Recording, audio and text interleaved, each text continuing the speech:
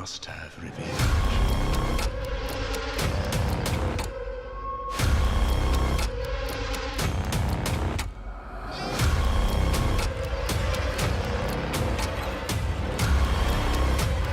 Must have revenge.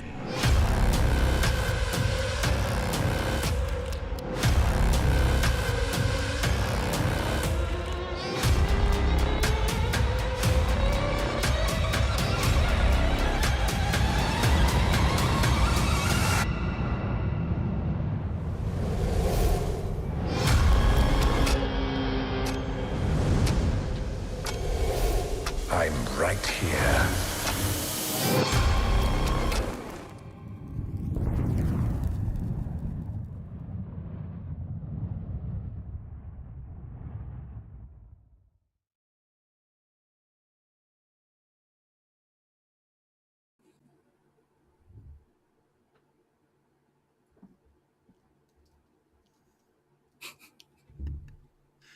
Almost.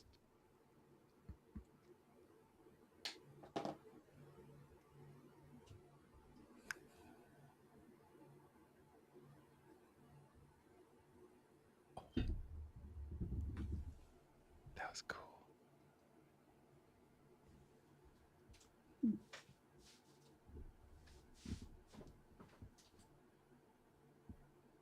Tea time, anyone?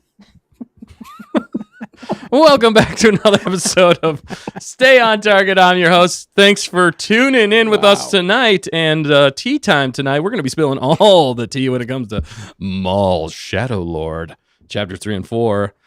So let's matcha Maul into the rundown. We got question of the week, Holonet news, including Maul Shadow Lord, Chapter 3 and 4, non-spoiler and spoiler review, plus much more at Stay on Target. You never know what's going to happen and what comes up. That's part of the fun, people, like me starting off with pretty legit tea, which I got to try here in a minute. But first, we got to introduce our guest for tonight. First up, you know him. You love him. It's Pilot Dan. Do you love him? That's right. But it is Pilot Dan. I'm happy to be here. And it's going to be a fun time with that tea intro. That was Tea-riffic. In fact, good job, Dustin. Let the tea puns begin. All night. All night. I hope everybody keeps throwing tea puns everywhere. Speaking of tea puns, it's the one, the only, the fact checker. What's up, fact checker? We call her tea puns for short. Tea puns. We call her tea puns for short. Wow, I thought I needed to have a tea pun ready, but I guess not. That's her rap star name. Yeah, that's her rapper name. Tea puns. Tea puns. All right. I like tea. How you doing? Good. I'm Okay, excited good. to try what you got over there. I know. I got. We'll dish it out here in a minute. Nice. Pour it out. But first up, we have the guest of honor, the main man, the main matcha man himself. You know him. You love him. He is Bismo. What's up, man? What's up? That tea demonstration was quite elegant you performed there, my good sir Dustin. And I shall join you in tonight's banquet. Yeah, you got the matcha tea, don't you? There. Yes, this is matcha tea indeed. Oh, it's good. It's good, man. And we got some sort of cinnamon. I got it. Hang on. It's a cardamom cinnamon. And I do want to say right off the rip here. What is it? I am no. Am I saying it wrong? I don't know. It sounded funny. It's cardamom cinnamon. I am saying it weird. I am saying it. I did The say cinnamon, it weird. cardamom. Cinnamon. It's like cinnabon. Close enough. I can't say cinnamon right apparently after cardamom. Cardamom. Yeah, But sorry. anyway, I will say right off the bat here, a good friend of ours and who's been on the channel, Michaela, let us borrow this awesome tea set for tonight and this tea. So thank you so much, Michaela, for letting us use this tonight. And we had a lot of fun. And I just want to say, I am sorry. I am not a tea expert. I know there's a whole ceremony to this thing. I tried following it before the show a little bit, and that pour was terrible. Like, you get judged on like how you do that, and that was probably one of the worst ones. So I'm sorry. I'm just so everybody's aware, don't come at me. I'm not a pro. I don't know what I'm doing. And the camera work was subpar too, so they might not have seen any of it, but I think they saw at least the part where the cat turned colors. That was pretty cool. Yeah, That was cool. pretty cool. Yeah, I was like, what? It's going back again. But anyway, that was pretty exciting. That was Wait, Very the nice cat turn tea set colors? as well. Yeah, did you see the cat turn colors? Yeah, look, it's Oh. dark. Yeah. It's dark, but if when he pours the hot water on it, it goes Oh. Here, I to can the show light you. side. Look at this. Can you see it on the screen or Hang something? Skylark said Ready, it's set. cinnamon. Whee! Oh boy, Ooh. absolute cinema. Like the facial expression even kind of changes. Wow, even a zoomed in cam. Wow. That is cool. They call that like a tea pet, Whoa. apparently. Like the more you feed to it, it's like something in the whole process. That like the Okay. more you Ritual. feed to it, the more like it gets more illustrious. And that one actually changes colors. Not all of them do. So that one's even fancier. So again, thank you very much, Michaela. She's on our thanks. D&D That's awesome. episodes when it comes War of the Cosmic Tyrants. So if you guys haven't checked that out, definitely go check it out. It's a lot of fun. We will be getting back to that at some point, hopefully soon. Just got to nail down the dates. But thank you, Bismel, for being on the show with us tonight. We're so excited to have you on. You are a true legend when it comes to Star Wars, and we're excited to talk Maul with you. And if you guys haven't yet, definitely head to his channel and like, comment, subscribe, do all the things. He's always got excellent quality over there. So definitely do all those things, and you will not be disappointed. Absolutely epic videos over there, and great takes, very balanced takes. You were even just to start us off here, you were even so balanced on the first two episodes that you didn't even rate the first two episodes of Maul I did Shadow not. Lord. Yeah, I did not. Wow. I had to see a couple more before I could rate it. You know, it's public knowledge, but we'll get into it a little bit. And I just want to say thanks again for having me back on. I absolutely just love being on these shows. It's super fun. We've had some great collaborations and partnerships over the years now. It's crazy to say. It's crazy. But yeah. Also, I was wondering, like, am I good to drink the tea yet, or do we have to do some other part of the ceremony? No, do we? Maybe we should all. Maybe I should hand out the. I don't know what I'm doing. Do Well, yeah. Maybe we'll hand it out. But before we do that, you know what? I'll run through a few things and then we'll go right into that. So, but before we do, don't forget to like, comment, subscribe on this channel as well. Tell your friends, tell your enemies, tell your frenemies about us so we can continue to grow this wonderful community together. Because with all of us together, we make Star Wars. Butter. And by better, I mean butter, we mean better. That's right. Yeah. So if you're new here. So thank you for tuning in with us. Thank you for being here tonight. If you're here, shout it out in the chat and we'll try and shout out some of your names as we pass out this tea. We will shout it. We will shout it. So go ahead, fact checker. Who is with us here? Be ready to be tonight? shouted at. Oh boy, I'm not really gonna shout. Just turn up the volume. Okay. Go through it. I'm going to pass out the tea. Okay, sounds great. Let me scroll back up. Well, Starman was here earlier. I'm not sure if you're lurking What's up, now. but Starman? Good to see you. Adam, of course, is in the chat and earlier had said, "Let's get mauled." Let's get mauled. He also just hit us with a fact. Oh, really? That Cassius tea, appearing in the Clone Wars, this is a traditional tea made from the florets of a Cassius tree, favored by Death Watch members like Pre Vizsla. Oh, so Pre-Vizsla likes this stuff. Oh, Dustin's saying That that's where makes Maul sense. got it from. I love that. Whoa. Season 6 of the Clone Wars, yes. So he adopted some of the Mandalorian things once he destroyed their planet and used them. And Yeah. And I even did a little bit more research into that. I was trying to figure out what tea like most closely yeah, resembles the tea that he uses in the show, or that's the Cassian tea. And from like limited amount of research I could do on this, people surmise that it's actually jasmine tea. Part of the reason they surmise that is because of Dave Filoni working on Avatar: The Last Airbender, and one of Uncle Iroh's favorite teas was jasmine tea, and he always served it. And so they think it bled over from there. And so some people online were talking about the description of the tea, Cassian tea, and they thought it was jasmine tea. So we were going to do jasmine tea, but then it had too much caffeine, so we switched to this one, the Cinnabon Delight. No, this that's still pretty good, though. We'll take it. yeah, the cardamom cinnamon. Cardamom I say it wrong every cinnamon. time. I appreciate the Avatar: The Last Airbender reference. It's a long, long way to Ba Sing Se. Yes. Some actual bangers in that show. Yeah. Secret tunnel. Secret tunnel. I love that one. That one's one of my From favorites. the vine. Yes, dude. Oh man, that's where that's funny. Dave Filoni coming from humble beginnings of Avatar: The Last Airbender. That show's great. It's though. fantastic. That You show's can't absolutely complain. fantastic. Love it. There was a little bit of controversy Yeah, with yeah. that show. They're coming out with a new one, more adult one. Apparently, there's different voice actors.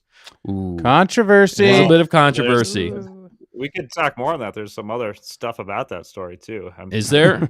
Is there? We might Yeah. have to circle back. But fact checker, Yeah, you, let's did do you get that. through most everybody? Well, no, definitely not. Go ahead. Keep reading. Fact Okay. checker. I'll add the comments. Okay, I'm jumped to the top just quickly. Yep. Tamerkins is also here hanging out. What's up, What's up? She said earlier, second Snot stream of the week. It's gonkin' good. Oh yeah, we're having fun. Fully yeah, committed to the bit. Yeah. Love it. And she had never heard of a tea pet and now has to get one. Oh So, yeah, Yeah, I need it's one now. perfect. I learned so much in a Yeah. short period of time. It sounds like it. And you Without did a severe well. blow to the head. Without a severe bullet, I'm just surprised I was able to semi-pull some of it off. Yeah, nicely done. Also, we had a late joiner. Hunter is hanging out. up, Hunter? What's up, Hunter? The tea man himself. Yeah, it's Tea sweet man. tea. Probably like iced. Oh yeah. And then he said the Jasmine Dragon. Ooh, that sounds Mm. cool. Yeah. Oh, nice. Isn't that's the name of the tea shop from Avatar: Last Airbender? Is it? Yes, I was like, Ah. that does sound familiar. I was like, Sweet good call, tea. Bismo. Dang, that's why Nice. you subscribe Dude, right there. The yeah. knowledge. That's right. And, That's good. Avatar: Last Airbender. I mean, He's that's got good. it. It's Yeah. great, dude. I love it. I love that show. I saw Skylark was jumped in. She said, "Tis a lovely C-tat, C-tat, T-set." Words are hard tonight. I don't guys. know, man. And then she said, "It's cinnamon, man." I know. I know. Why do I go Jamaican every time? Jamaica. It's a Yeah. cinnamon man. That was just really funny when you're saying Yeah, I didn't the even. cardamom, cinnamon. Cardamom I was like, cinnamon. "That's some pretty fancy stuff there." I Yeah, don't for know. sure. But otherwise, we've got 50 Thunderer 26 hanging out. Sonia is here. The Sabersmith What's said he up? heard about us from Star Wars Santa. So thanks for Thanks for hanging jumping out. over, man. Who's that? Sabersmith? Yes. All right. Yeah. I think Sabersmith was in last week too.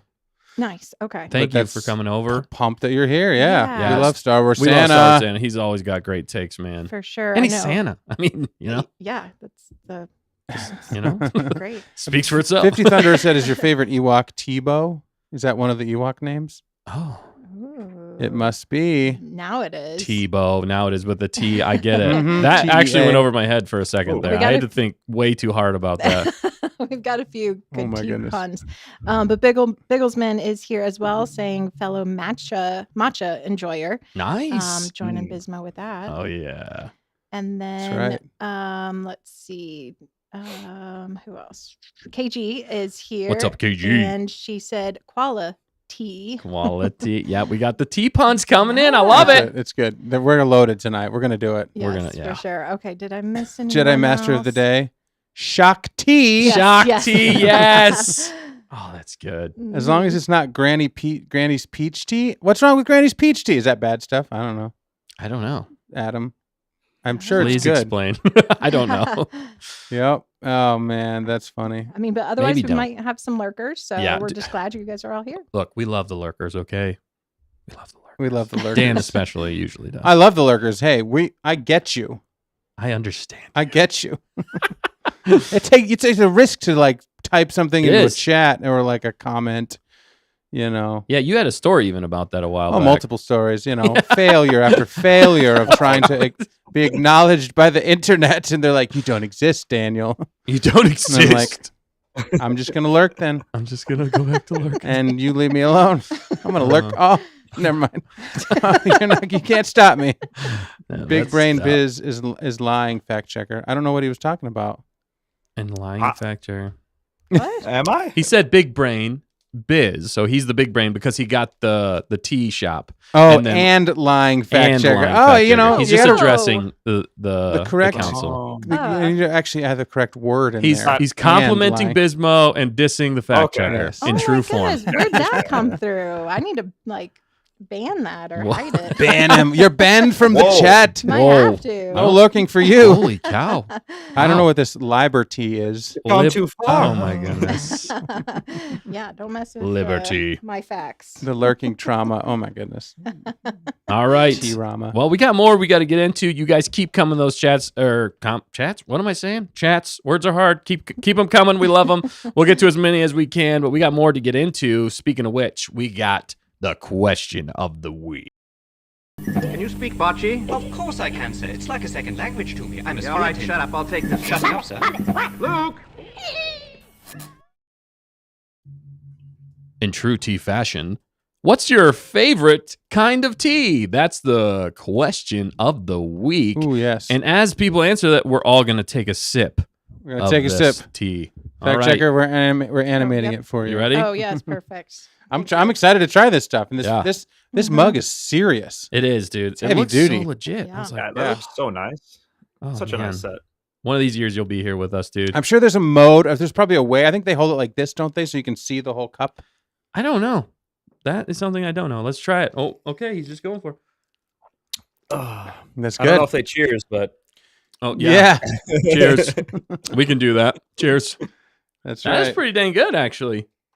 Not that I didn't think it was going to be, but No, I'm I, liking it. I wasn't sure. so it wasn't jasmine. What was it again? Not to throw you on the spot. Cinnamon Dolce Man or whatever it's called. Oh, you just want cardamom cinnamon. I got it right Okay. last time. That's right. Does it got cinnamon flavor, or is that just? Oh, from- dude, yeah. It's Yeah, got dude. good cinnamon flavor. It's got really good Oh, cinnamon wow, okay. flavor. And I didn't even do it It tastes right. like a dessert. Not even gonna lie. And there's no sugar added. So Yeah, no sugar. No caffeine either. No caffeine enjoying either. This, enjoying this matcha. It's nice, smooth. Not too much. You know, a lot of you think of matcha and it's quite sugary and whatnot, but that's just the drink you get from like a coffee shop. But no, it's quite soothing. Perfect Yeah. for the event. Because Yes. actual matcha is pretty earthy, right? Would you say earthy Mhm. is matcha on its own? Like Yes, like yeah. grass. what'd you just say, I fact said checker? like grass. Oh my goodness. I mean, because it's earthy. I think she's throwing shade. No, I think she's throwing Wow. shade. just go dig up some dirt, no. put some grass in there. No. Then you got It's just very green and Oh my earthy. It's earthy, the earth It's always- tones.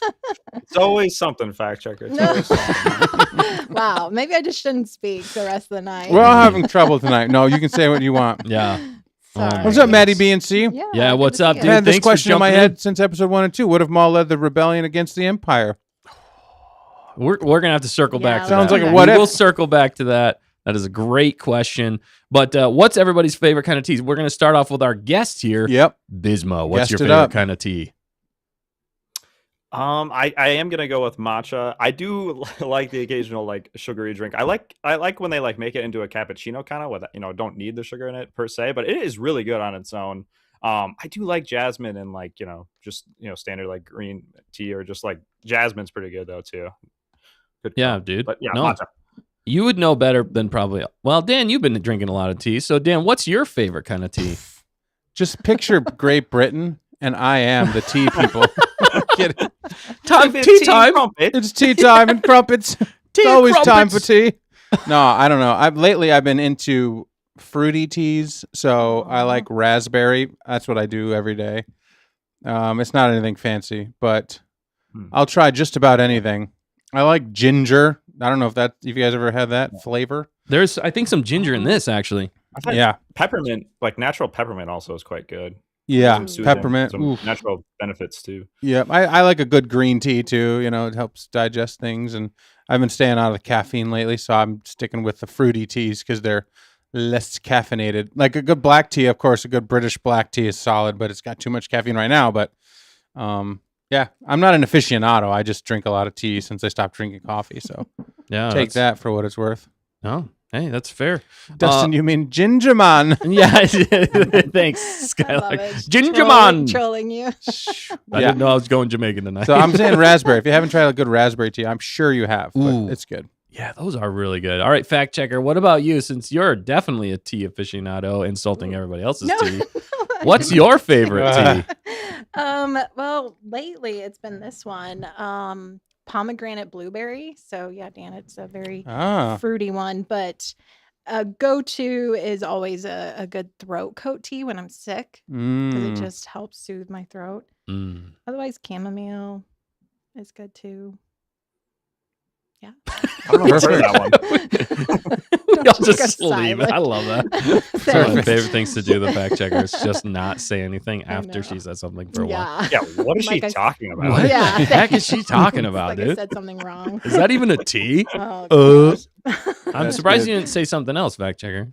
Wait, oh, well, I mean, Oh, her It's- fancy tea. fancy. I don't know. It's fancy. I mean, it's got tea in it, but to me, it's so masked by everything else. That's boba tea, is what you're saying, right? Yeah. Boba Fett tea. Yeah. Yeah. But like the boba I get is not even tea; it's coffee. So I do like a. Yeah, it a doesn't good really coffee count then, drink. in some Exactly. ways. So that's why I didn't say it. Oh, okay. And then I threw you under the bus. Yep. Nice. That's what I'm here for. Boba milk tea certainly is like a good treat. Yeah. Yeah. It's like a dessert tea. It is. It's a Mhm. treat, Yeah. man. That's awesome. No. Hey, those are all valid answers. And everybody in the chat too, let us know your favorite tea. We want to hear from you. Yeah. My favorite tea, I'm kind of new to tea. I don't drink tea very often, but when I do, I just add honey to it and that makes it better.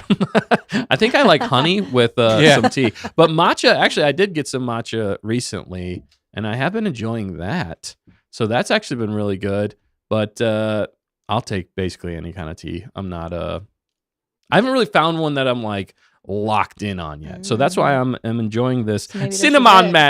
Man tea. It's actually really good. Cinnamon's one of my favorites. So Nice. I might have to say one of those. Smirkins did say Yeah. that Yeah. depends on the matcha that you get. She said ceremonial grade is good. If you get Whoa. culinary grade, it can come across as grassy. Tamarkin's going She all knows her stuff. yeah, dude. We're gonna believe you Yeah. Tamarkin's because like push up the glasses and she knows. Like this is impressive. Yeah, that's right. That's absolutely. right. KG I'm- says we live in the South. We only do iced tea, iced sweet tea. Yeah. Yeah. That's But- kind of what we grew up on. That's a lot what of we ways. grew up That's on, like yeah. the first thing we probably all learned how to make. Well, yeah. Yes. was boil some water, tea bags, Yep. put And them in then the fridge. I will say this too. Bismo and I off air talked about this. Really. The sun tea, right, Biz? That's a Yeah, great one. yeah, I did have some earlier, but I was like, just for the scene, that great scene we get in episode 3. I want that steam coming up that hot tea, just for the moment. But I did have some of that earlier, the sun tea. My mom likes to make it. It's refreshing on a hot day. And yeah, if you lived in the South, I wouldn't blame you for not wanting to drink hot tea. Right. I like Arnold. There's tea is so broad. Like, give me Arnold Palmer on a hot day golfing. Yeah. Right. No, for sure. Yeah. I love sun tea. My wife's family made sun tea all the time in the summer. It's fantastic. I love it. Nothing really beats that. But yeah. Anyway. Oh, another fun fact about tea, real fast, was whenever they started filming Star Wars in Great Britain, they were surprised by the tea time. Right. They would Yeah. always stop filming for tea time, and they were like, the Americans were like, "What the heck's going? Why are we stopping right now, guys? We got to keep Yep, filming." that's And they're right. like, "Nah, dude, it's tea time. We stop. Be quiet." Like, that's hilarious to me in some ways, and that's That bringing is it so funny. right back to Mhm. Star Wars. And what an epic tea time we got in. I thought it was going to be longer, to be fair, in this episode, but we need to get rolling on the non-spoiler review of Maul Shadow Lord, Chapter 3 and 4. We're just going to do them both at the same time. Kind of hard to do, but we can do it here, people. We're going to do non-spoilers. So we got to have some pros and we got to have some cons. That's how we work here. We're starting to get back on this reviewing train. It's been a while. But Bismo, hit me with some pros for this week's episode. Non-spoiler pros. Oh, you're throwing me under the bus here. I can circle back. I Uh, totally did. I can circle back. Non-spoiler pros. Yeah, not spoiler pros. Whew. Speaking in basic. Great cinematography. The animation has been beautiful as usual. Like, at times when there aren't characters in the scenes and it's just a background, you're like, this is high quality. This is like, you'd mistake it for live action almost on some. Like, did you guys ever get that? Yes. To be honest, like in some scenes where there's just vehicles or just background and no people, like, it's so good and realistic that it almost passes off as like what they'd use for the background of a live action. Oh, for sure, definitely. I completely agree with you. There were moments especially in the first 2 episodes as well, but in this as well, where the cityscape, you're just like, is that just like straight up CGI? Like, is that real CGI? Are they mixing things here? Yeah, so that's a great point, man. Any more? Sorry, I don't want to cut you off. Yeah. Well, I think what I got from my con, is that Do it. I was left wanting more. Mm. That's my con. That's all I got. Next. Yep. Hey, that's totally fair, man. That's totally fair. All right, cool. Dan, you got any pros or cons? We'll just do pros and cons. Yeah, So if we'll you let it slide, Bismo. I mean, it was kind of a pro con. We call it a prawn. That's all we call it a Yeah. prawn. Yep, we But, call it prawns here. That's Hey, right. I No, went first. I guess you stole the best one. No, I Stole the best one. He's the guest and got to go first. You stole it from me. My mind. no, I mean he took the best answer I know, for I'm the joking, for the I'm con. Right? Oh man, must be that matcha tea. Yeah. It makes him so macho. Matcha man. I actually liked the what? Well, I got a Dragon Ball shirt on. You know, got to power up. That's right. He's powering Yeah, up. dude. Oh man, That's good. it's crazy. No, I like the pacing of the 2 episodes. I feel like I love how so far they just transition from the first episode to the second episode without any time break in between. Agreed. So like between 1 and 2, it was like the next moment, and between 3 and 4, it was literally like the next moment, or 2 to 3 and 3 to 4, I think. So I just like how the timing picks right back up. So there's not any like, well, what happened? And we're really in it, and I like that pacing. And I mean, for the con, yeah, I mean, obviously, like Bismo said, I can't argue with that. I wanted more. I didn't really have any cons out of my rating was pretty high. I just haven't been sitting around thinking about things I didn't like about the show. Yeah. I know, like maybe I didn't like how much you guys didn't like the one guy that was the police officer, but that's not spoiling anything Right. No, because he that's didn't fair. bother me any. But that has nothing to do with the show. That seemed like a nitpicky. Because Yeah. because a certain nitpicky thing. character's name from another show was mentioned in reference to this character, and I was like, "Don't bring up that character's name in this show. This has nothing to do with it." I blame Hunter for part of that, but you know what I'm talking about. Dan, go after it. Yeah. Oh my goodness. So that's the only con is that one character maybe. Okay. The rest of it was fine. There were some moments, but I'll let you say it, Dustin. No, go ahead. That maybe there was some convenient like unkills Hmm. or uninjuries. We're like, well, Yeah. wouldn't that guy have gotten hurt after that? Yeah, that was the biggest. You pointed it out, and I was like, you're right. That was the biggest nitpick. That's more of a nitpick Yeah. than anything. But it's still a TV show for kind of kids, but yeah, not kinda. really. I don't know. It's weird. TV Animated PG. can break the rules a little bit. Yeah. So Yeah. it was more convenience than anything. It wasn't like it really hurt the plot or anything like that. I think it might have had a little bit more weight behind it for the kind of dark tone and the tone they're going for with this show. That's why it was just a little convenient that he was literally next to an explosion and was like awake and fine. Like there should have been some more Yeah. repercussions, but they did redeem that a little bit later on, and I'll get to that. Okay. But Hunter's guilty as charged. fact checker, pros and cons from you. Non spoilers. Yeah. Sorry. Typing That's comment. fine. can- Okay. Okay. Oh no, you go ahead. Go ahead. No. You're ready. Shoot, Fire. Am I? Now you are. Pro. I liked the more depth we got in the story. So I think I said this on Monday. It definitely like caught my attention more. I felt more invested in the story. So that's the broad pro and maybe personal, but yeah. So con.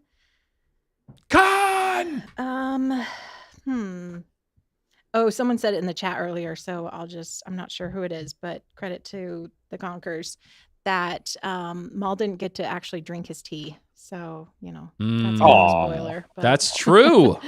not I can super work with critical that. spoiler. Yeah. Well, oh man, never mind. Spoiler. It's been a while since I kind of just I don't even do a non-spoiler section because I'm so bad at it. It's tough, dude. I know we struggle hard. We're not going to stay in the non-spoilers very long. We'll move on. But if you want to say something, go ahead, Bisma. I don't want to cut you off. Well, I was going to say something, but then I was like, it might spoil. But Oh, it okay. was. I was just going to say, I was going to counter and say we technically don't know if he didn't get a sip of the tea because it was a pretty dark episode, if you know what I mean. Like literally. That's a good point. That's a I good would hope point. he didn't waste it.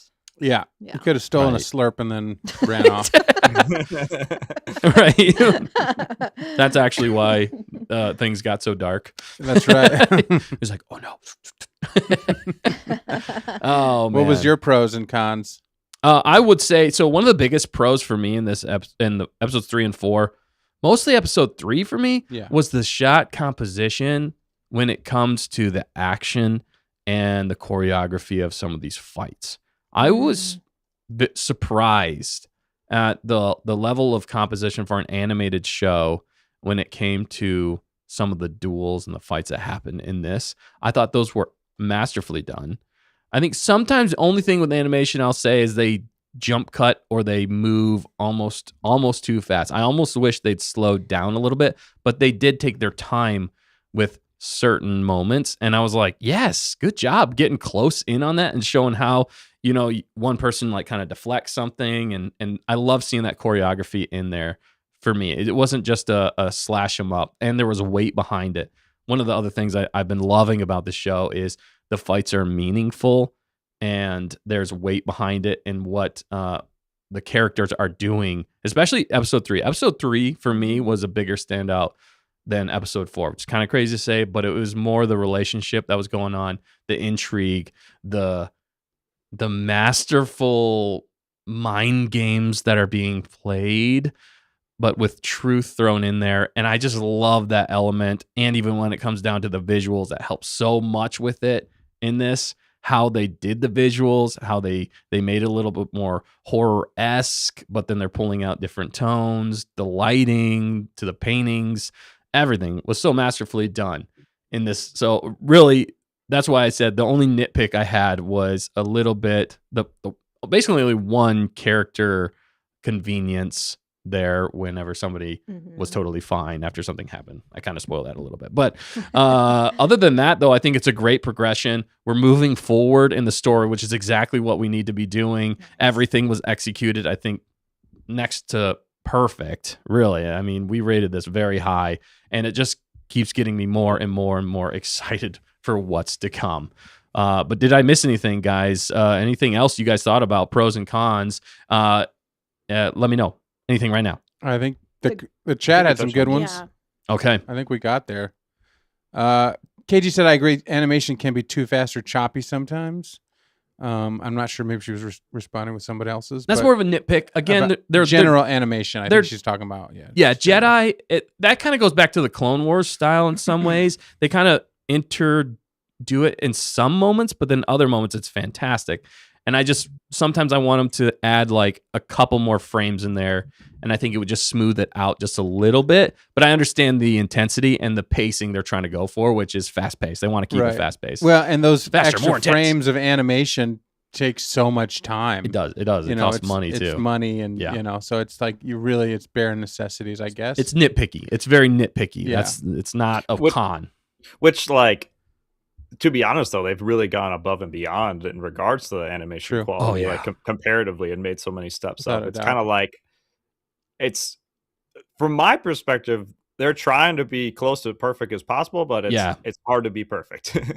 Right. And that's why I'm not really calling them out too much on it, just because it's like very minute and it's only like blink and you miss it, obviously, moments, because everything else animation wise, they've ramped up to 11. So I'm saying like that goes down to like a 9. It's not like it's not bad. Like It's 5 like or everything anything, else is over 10, and then we're just Yeah. barely coming down to a 9. So it's not like I'm not Well, complaining because we it's still wouldn't have fantastic. we wouldn't have anything to talk about otherwise. Yeah. There's Right, but it's so good, man. couple real quick. Yeah. Adam says, Go for pro, it. filling in missing time gaps. Con, no Son of Dathomir flashback yet, or its own tale. Yeah. Yeah, He wants that. He wants that that. Son of Dathomir.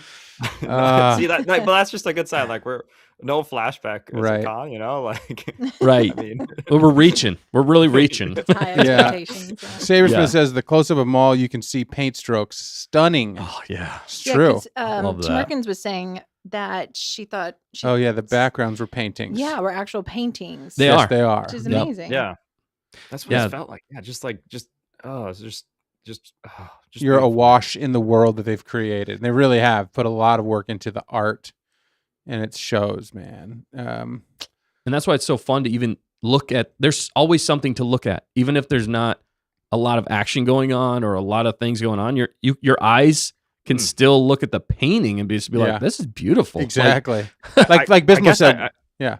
Oh, I was just saying, I guess I do have a con from a standpoint of like, yeah, to add to that, I wish you could go 5 more seconds of these pan shots with nobody That's in it. them. Yeah. And the pacing is still perfect, but I just want to look around a little more and appreciate the painting that they spend so much time on.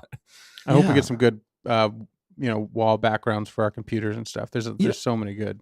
Going even, who does that really well, and I just got into the world of this is the now I'm gonna forget the anime movies, the Floating Castle.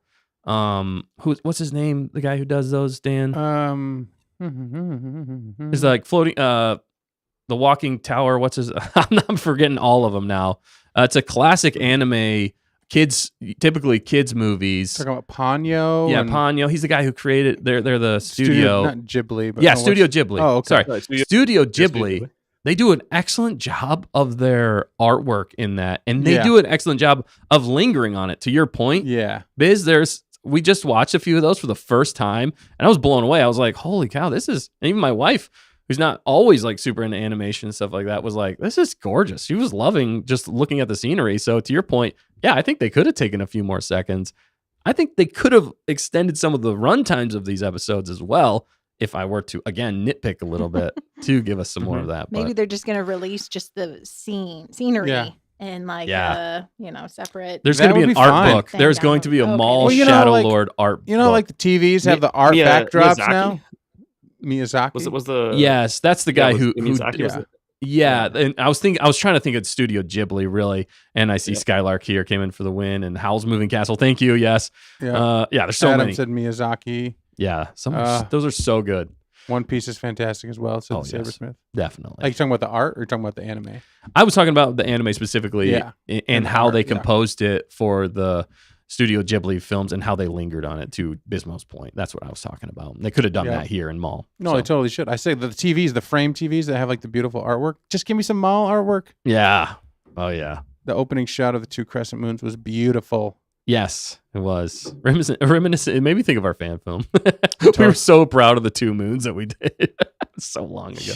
Yeah. Oh my gosh. 50 Thunder still hasn't seen 3 and 4, so we're in good territory here. But then he said, hit me with spoilers if you have to. We're Okay. about to. We are about But to. before we do, he said, my favorite Star Wars tea is probably a nice ATST. Oh, dang, that's good, man. This might be the best one of the is day. That might be. good. Wow. Wow. Oh, I'm gonna have too to good. add that to the bank.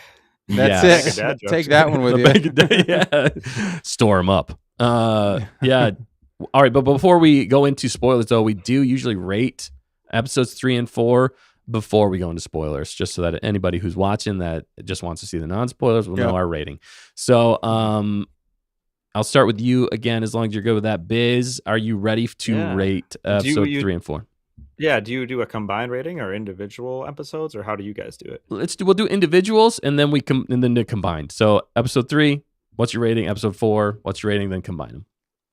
That's kind of what we Man, do. I don't know Out if of- it's actually gonna matter. Why am I even asking? Out of 10 Maul horns. Yeah, honestly, I wanna just keep it simple and go with 10 and I was trying to explain my reasoning for that. Yeah. It's not a finale episode and it's already so good and such high quality. It just feels like there's no filler. It's just meat throughout. But with that being said, I'll knock it down to 9.75 for both episodes. So 9 3/4 horns, just to give room for future episodes. There's For me, some personally. Love it. some stubbly horns there. Yeah, just to give broken room. up. a little. It's near perfect for me. I felt like a kid again watching it, and also felt like uncharted territory in some aspects in the show so far for me. But yeah, Right. very good. Man, yeah, for sure. So 9.75 across the board. All right, man. Yeah, that's totally fair. I like where your head's at, and I like what you just said there as well as unexplored territory. That's a great way to put this show. It's just unexplored territory that's fun to be in. Especially the first 4 episodes, other than Maul. Right. Everybody else, other than I guess the bad guys, are new. Yeah, yeah, really. I mean, we've never met any. We haven't seen the Empire yet. We're just about to. Right. You know what I mean? So it is. They've created a little niche inside of it. That's what's so fun about Star Wars, I think. It is. So Dan, what's your rating? 9.5 for both of them, 9.5. totals up to 19. Divided by 2 is 9.5. So Wow. He showed us the math. That's right. He showed us the math. we're gonna people. go with 9.5 for Small both of math. them. It's good. Yeah, I got room to grow like Bismo, and there's another half point in there for something. So I'm saving it. Yeah, that's totally fair. Maddie BNC agrees with me. Thank you, Maddie. Yes, Maddie. All right. Right on the button. Fact checker. What about you? What are you rating episode 3 and then 4 and then combined? Oh, I think I rated episode 3 a 9. And then episode 4, maybe did I go up to 9.5? But either way, that's what I'm saying today. So average 9.25. Nice. Nice. Hey, that's totally fair. I like it. They're good. I mean, they're in my opinion better rating or better than the first 2 episodes. Yes. So yeah, it's There good was a stuff. specific reason why you had the first one lower, but we'll get into spoilers. Yeah. Yeah, we will. Oh, For really? me, Yep. yeah, You'll see, You'll business. see. No, we don't have to talk about Because it. to be fair, they're both rated the same for me. They're different episodes, but that like to me they're just equal quality. They just portray a different story and kind of are just a completely different Yeah. set of storytelling, really. But Yes. Yeah. No, that's great. For me, I'm gonna go. The more I thought about episode 3, the more I liked it. I'm close to a 10 with that one, minus some. So I'm gonna go 9.75 for 3, Whoa. and then Wow. for 4, I think you upped it. I did. I actually went Yeah. up a little bit because I just loved a lot of what they did in that episode because there was so much going on. Yes, it was fun. And then episode 4, I'm gonna go 9.5 on that one. There was a few things in that. Ooh. Not that it was bad. Again, we're at the top, but no, I'm just like this is the highest rating group of ratings I've ever been on for a show in all my time. Yeah, it's like true. across the Yeah. board. It's true. It is Gonkers true. are right there too. So, Gonkers yeah. are blowing it up too. they are It's- blowing it up. Yeah. So I guess I don't even know what that puts me at. Dan, can you do the math for me on that? It's like in between 9.669 and Yeah. 2/3, Yeah. right? Yeah. 9 3/4 or 3 2/3. Sorry. 9 and 2/3. Yeah. Yeah, I'm somewhere in there. Anyway, so that's my rating. I'm pumped and excited. That was such a great Mm-hmm. step. You know, it was just the right path we needed to go. Nothing went backwards. It all just kept moving forward so nicely, building the story. Yeah, what are the Gonkers saying though when it comes to a lot of theirs? I see.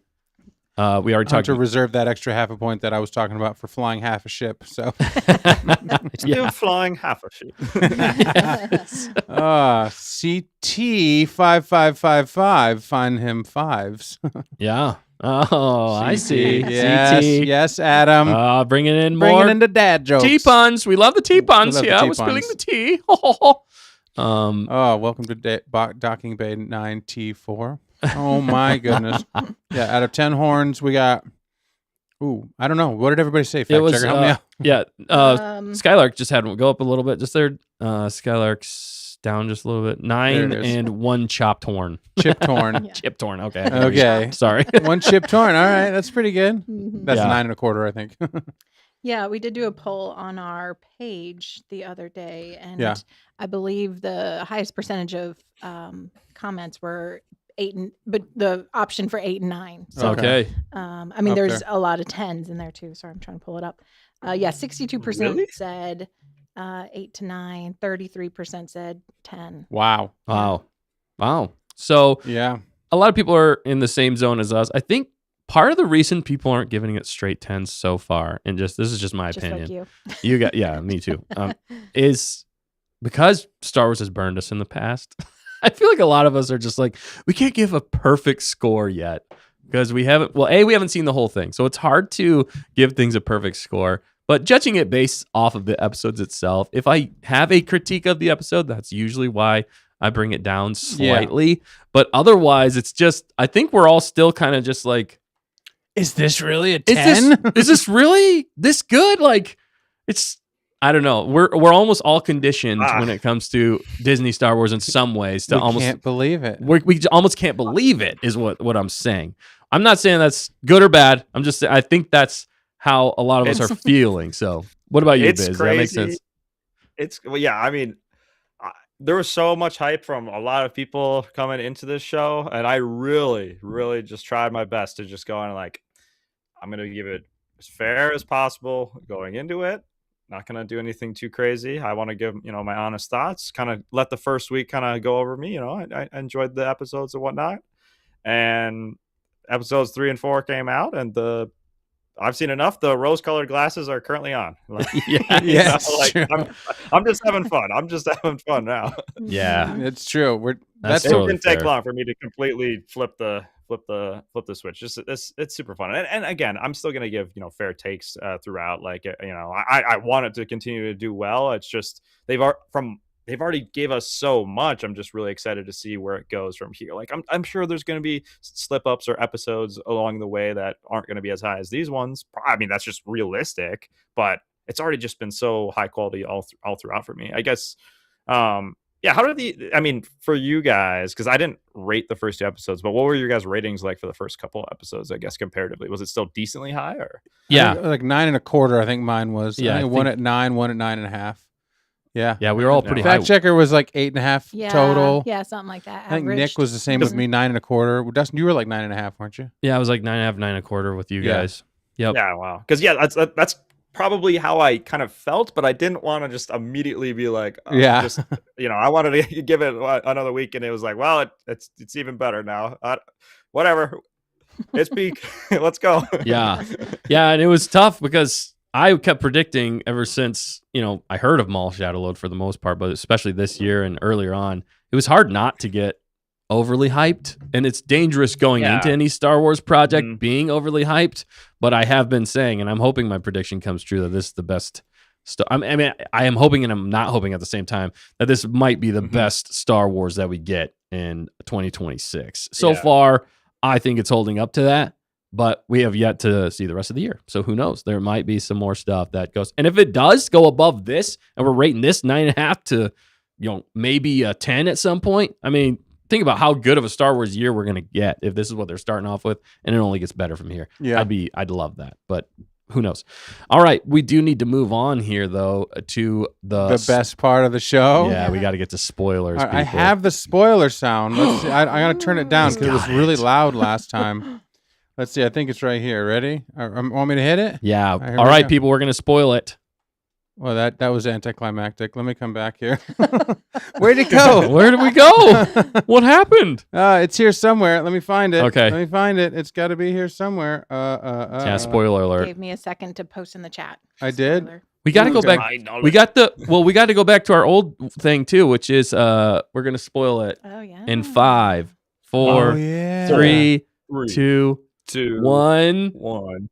That's right. Do you remember? Everybody I died. Yes, do remember that. Miss- Oh, wow. It's been so long. Ah, come on, I'm an OG. Yeah, he's an OG, man. He knows. He knows better than us. We forgot that last We week. don't even know Oh, our my own rules. goodness. It's been so long. It's been so long. But yes, thank you, Bismo. You delivered that perfectly. I'm struggling to find it. I thought for sure I had it here somewhere, but That's okay. it's Just too pretend late. in your it's mind. too late. We that- did it the right way. You counted it down. Okay. Everybody dies. Okay. We're there. Relaxes. We're in.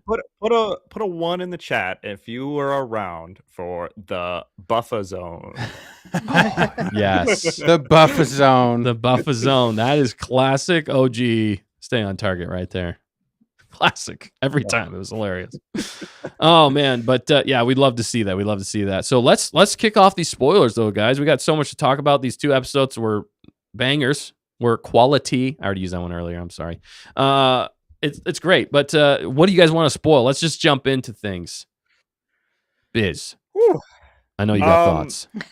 Yeah, man, it's tough. They're grouped together. How do we want to do this? Do we want to start with episode 3, or can we just kind of jump let's around? just- What do you want to do? Let's go episode 3 first. Tell me some of the spoilerific things you really enjoyed about this episode. I just liked how it kind of leaned into Maul and the dark side and the spookiness, this horror. Like we heard rumors of a horror show like a year before Maul came out, and it seems like in a way this kind of is, but also it isn't. It's got other things going on. We've got Devin being seduced by Maul to the dark side potentially here. The Whispers doing his Maul thing in the dark. Yeah, it is literally like the title of the episode is perfect. It's Whispers into the Unknown, which Right.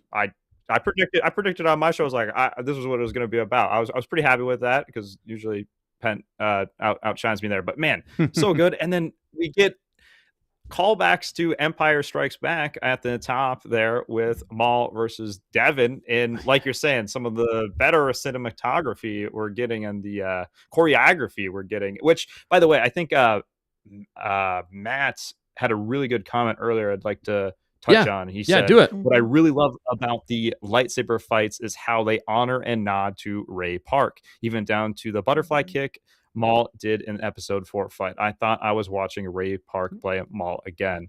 And then, just that and the little details of throwing in Sam Witwer's like scream in the lightsaber movement. If you caught that, oh my gosh, I could keep going on and on. How about you? No, that's perfect, man. I'm glad. Yeah, you're rocking it. I mirror a lot of those things that you're saying here. The thing that stood out for me, like we were talking about non-spoilers, was again that choreography that we got.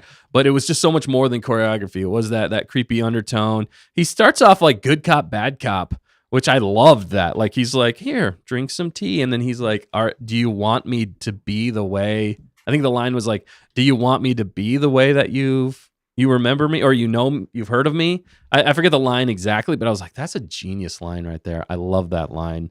And then he's like, I can work with that whenever she basically just goes off the other way.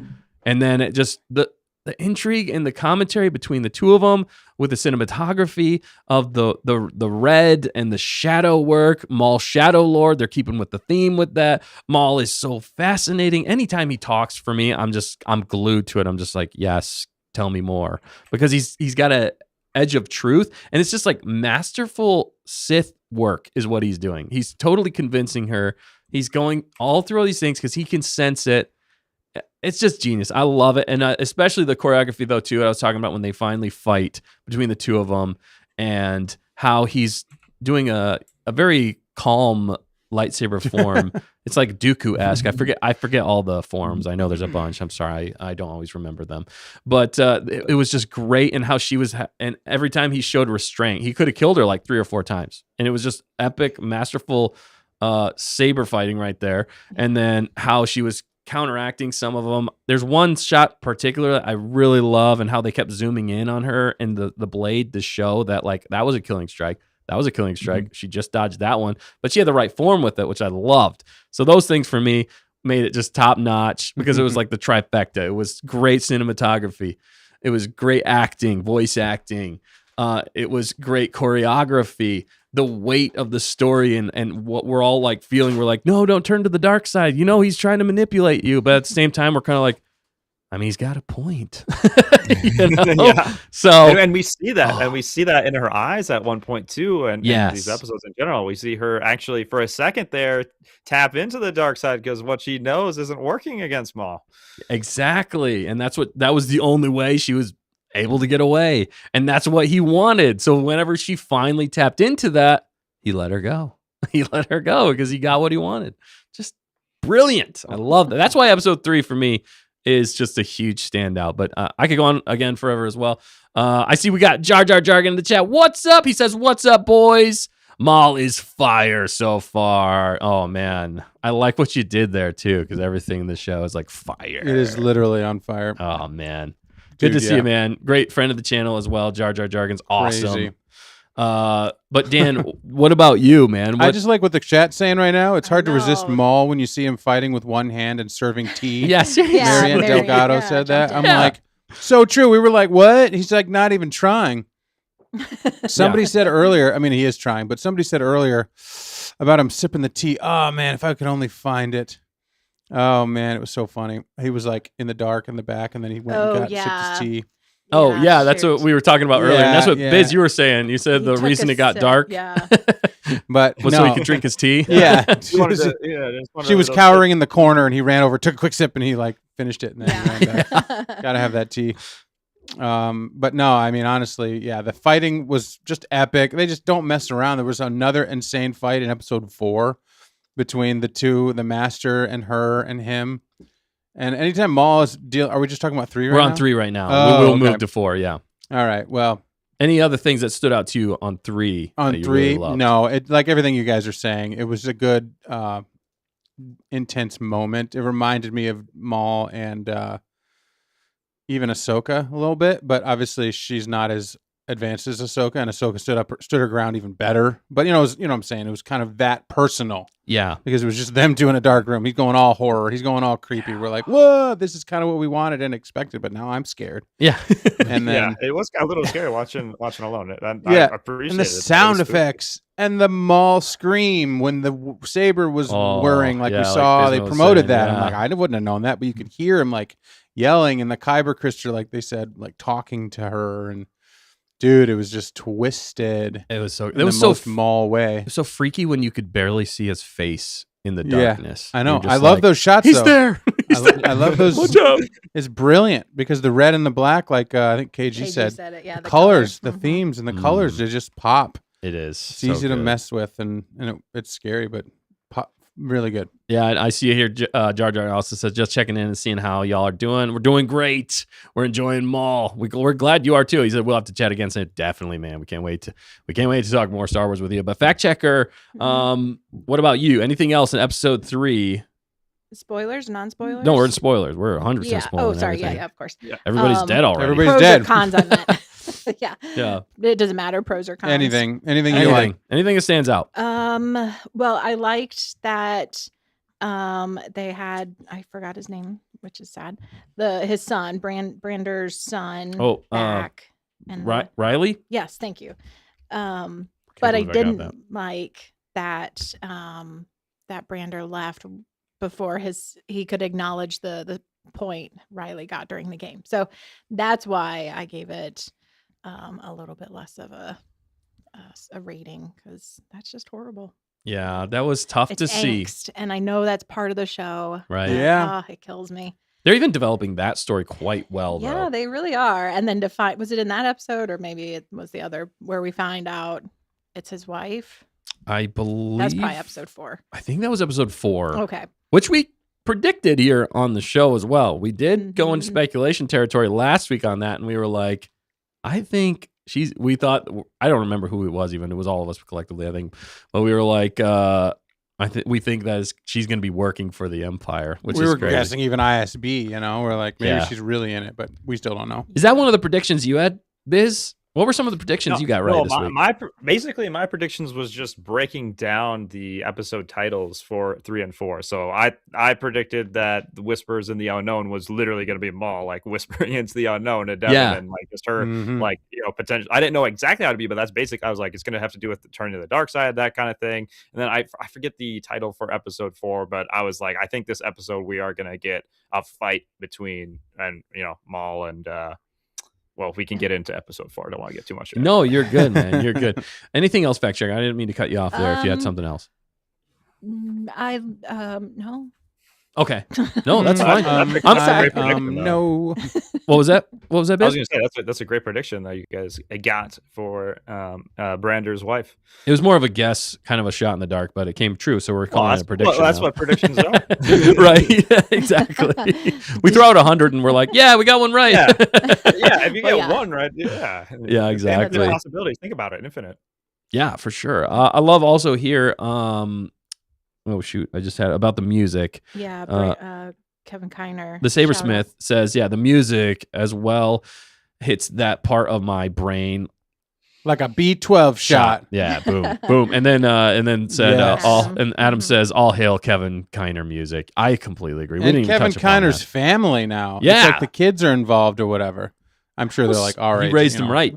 He raised him right. right. He taught him right. He What? taught him Don't right. miss your kids' scores, Exactly. and then you can work with them later. Even Kevin Kiner knows, but maybe he messed up at one point along the way. Maybe he had to go score some music, and his kids were like, "You missed my goal," and he's like, "Don't worry, kids, you're gonna score Star Wars one day. Yeah, You're like, exactly. it'll be worth it. Thanks, Dad. I also see Star Wars Scran. What's up, man? Thank you for jumping in.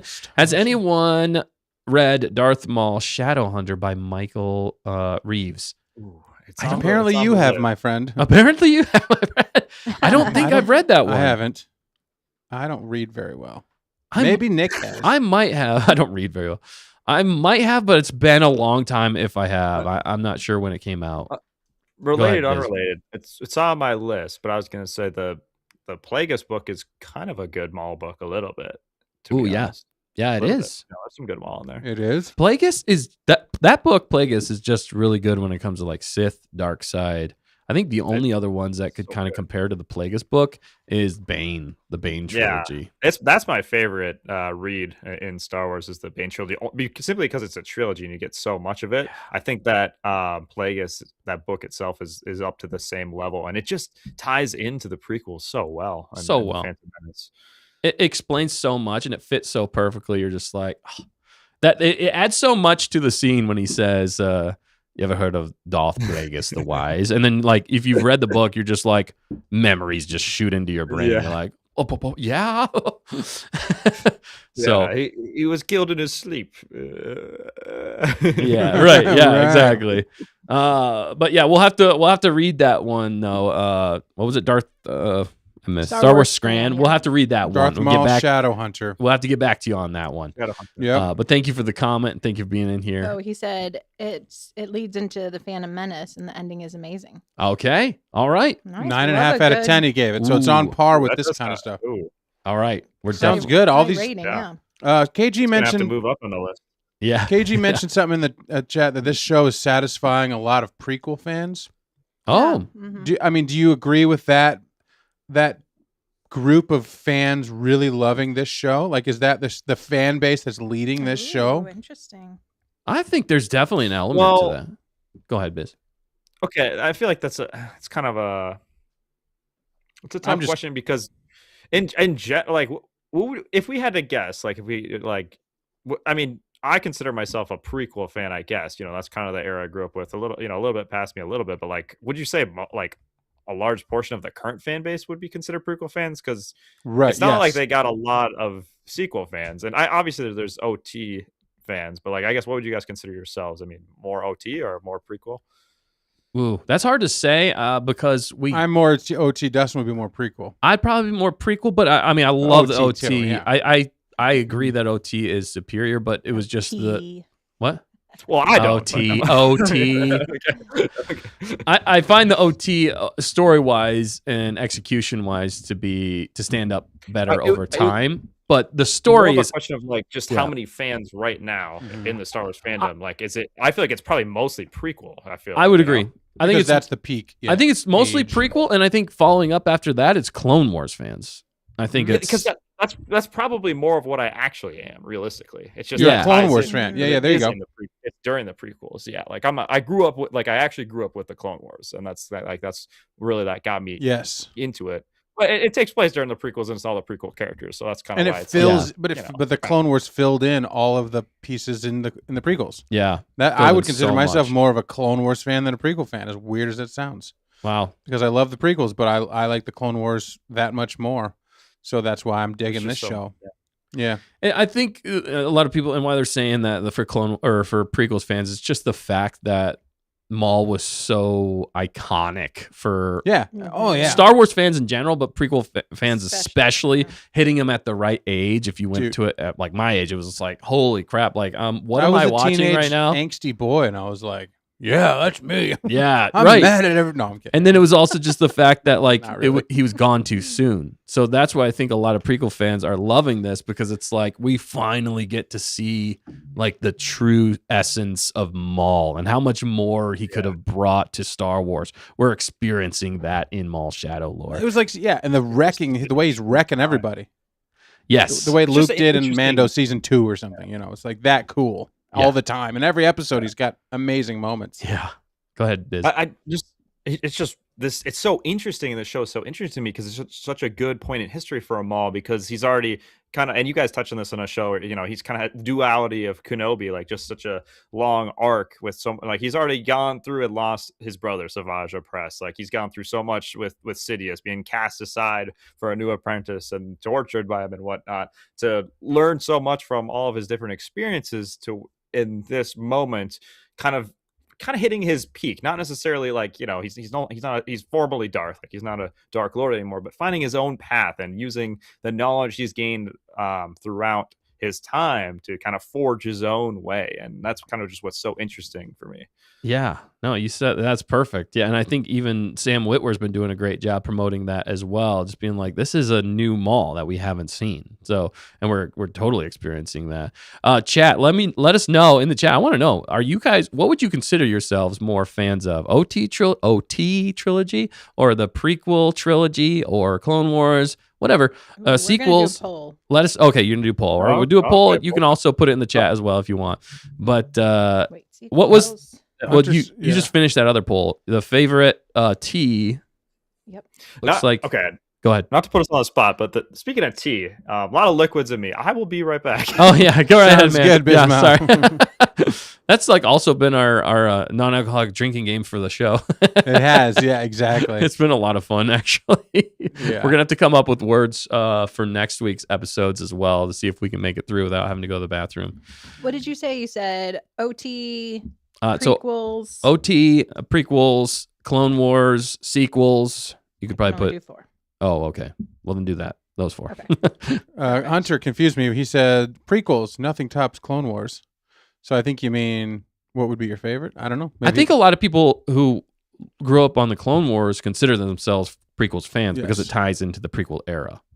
That's, I mean, Yeah. kind of what Bismo was saying as well. Yeah, Adam, it feels So. like the same level like Clone Wars, making the prequels more well-rounded. So this is doing the same thing It is. for the prequels, and maybe even for Rebels. I don't know. I mean, I'm a huge Rebels fan too, and I'm digging this. Yeah, it's tying that. Yeah, that's true. Rebels as well. And then, yeah, it's tying it. So it's what a show should do. It adds so much to the movies, to everything that we've already seen. It's new on its own and compelling. We don't know exactly what's going to happen. Mm-hmm. The only thing that they messed up on for me personally was what they did to him in Rebels. If they wouldn't have done that to him in Rebels, again, which a little bit of news happened with that recently that maybe we did cover it a little bit on Monday, and I want to get Bismo's take on this as well. But one of the writers, I believe, was talking recently. They asked him if Maul's future was set in stone that's with right. what happened to him in Rebels. I know who was Maddie B and Maddie C. B and C was telling us about this,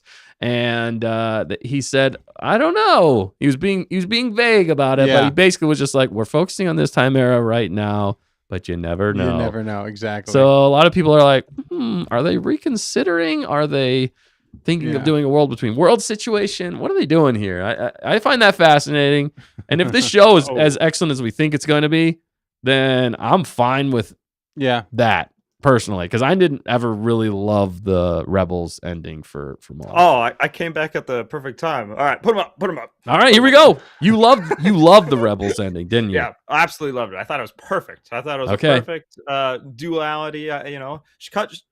Short fight, but think of how much. We've already in just this in this series alone, we've already got more lightsaber fights with Maul than we'd ever need. No. Yeah. it's true. This show has satisfied that itch. Yeah, No, and we're gonna get a lot more. I mean, and that's my only, and I think I brought this. My only con, and it's not really a con. It's that we still have trailer scenes to work through. So I know that he's obviously gonna be, there's gonna be a lot more lightsaber fights, and we know what some of those are. But it's kind of the ones we don't know that might be up in there. And I kind of just hopped into this discussion. I don't know exactly what we're talking about, but I'm going to defend the Rebels Maul. Oh no, I wanted to get your take on this actually, but recently one of the writers was talking about, they were asked about the ending of Maul and if that was set in stone, and he was kind of playing coy with that. Now, obviously, he's kind of just being politically correct and just saying, you never know, but we're just focusing on this time period right now. So but me personally, I just never loved that ending. I understand it, and from a certain point of view, I don't mind it because the fight, but mostly because the fight wasn't what you wanted. Well, so I like what's the thing? The way people explained it, I think it was better than how it actually happened in the show. And I understand that, like, yes, Obi-Wan's learned, he's the master now. Maul hasn't learned enough, and he tried doing the same thing and, ate it because of that. And there was a slight hill that Obi-Wan was on, and that was the high ground. So he was donezo. But in theory, what you're saying is that it made sense. In theory, but I just didn't like the execution personally. The epic fights between those two is legendary, and I think there could have been a little bit more. I think it was it's a little too convenient just to explain it that way instead of giving us more. Like, it was cheaper to do it that way than it was to actually give us the full-on last fight between Maul and Obi-Wan. Like, that's what I wanted to see, man. I want to see that last epic fight between the two of them. But I still think that they should have given more growth, and then it shoots him in the foot with Maul's Shadow Lord, because now we know how he ends. And anytime you know how it ends, it takes away from the intrigue. It takes away some, not all. Obviously, but he's an old man in that one. Okay, I do kind of get what you're saying. Here's kind of my take, and how honestly I think Maul Shadow Lord is, well, it's great, but it's also kind of enhancing it to me. Think of how, like, you can see the aging a little bit more on KENOBII at that point, and KENOBII is completely focused on one objective and using his brain in the moment, where like Maul, like, he's out of his peak, honestly. Like, he's out of his peak mentally and physically, because he's pretty much lost everything again, and it just so focused without thinking just on KENOBII, because that's all he's kind of, not to say he's like senile at this point, but like he's kind of getting there, where it's not to, like, I guess, throw him under the bus. Like, he's still plenty strong during this, but Maul, realistically, from an age standpoint, and also just technique and power during Maul Shadow Lord, he's basically at his peak in a lot of different ways here. Like, obviously he lost half his limbs and right. at a young age, which honestly that was kind of what hearing about that news about him surviving. You never know. My counter's like, well, he did survive getting chopped in half at some point. With that being said, like, at some point we can't just let everybody survive any little lightsaber move. But like, George Lucas did that. Like, it happens. There's some. It's just it gets dangerous when everybody's just coming back. Somehow Maul returned again or something like that. That could be bad. But I guess my point is, like, it works for me because Maul's kind of already gone through that full arc. We're missing this period of time frame. Like, we get the tease at the end of Solo and that movie with the bad timing of when it was released. We didn't get that full picture of his involvement with Crimson Dawn and all of that. And I think that this show, and it's super exciting, we know we get a season 2, is going to explore some of this just time frame of Maul we want to see at his peak at all of this. Yeah. No, I see where you're coming from in a lot of ways too. Yeah, they definitely portrayed him as a lot older, although in the show he is only 51 or 52 years old for the show of Rebels. They live to about 80 or hundreds of Brax, and he's got the Force. Not necessarily the right kind of Force to help your life live a lot longer. But he had just been wandering in the Tatooine sun for like a week. Well, think of how old Obi-Wan is. That's kind of, that's a good point. That's kind of a desert thing, but think of like how much Maul has subjected his body through. I mean, he lived on a dumpster planet for how long? Like, right. What, a decade? How much it was about, I think his it was like 10 years or so. Yeah, which is crazy. Well, I mean, to think about his body and how aging would work there, I can't expect he'd have maybe the best nutrition, though. I'm not sure how his body functions work after he's lost half his body anyway. Right. That's a good point. But I don't know. That's the only con I see to the Rebels thing, and even how it kind of takes away a little bit, not much, but a little bit for me personally on this show. But the way they've been doing it hasn't really affected me that much. I just thought it was an interesting point that the writer was even playing with that a little bit. But that is a dangerous game to be played, to your point, Biz.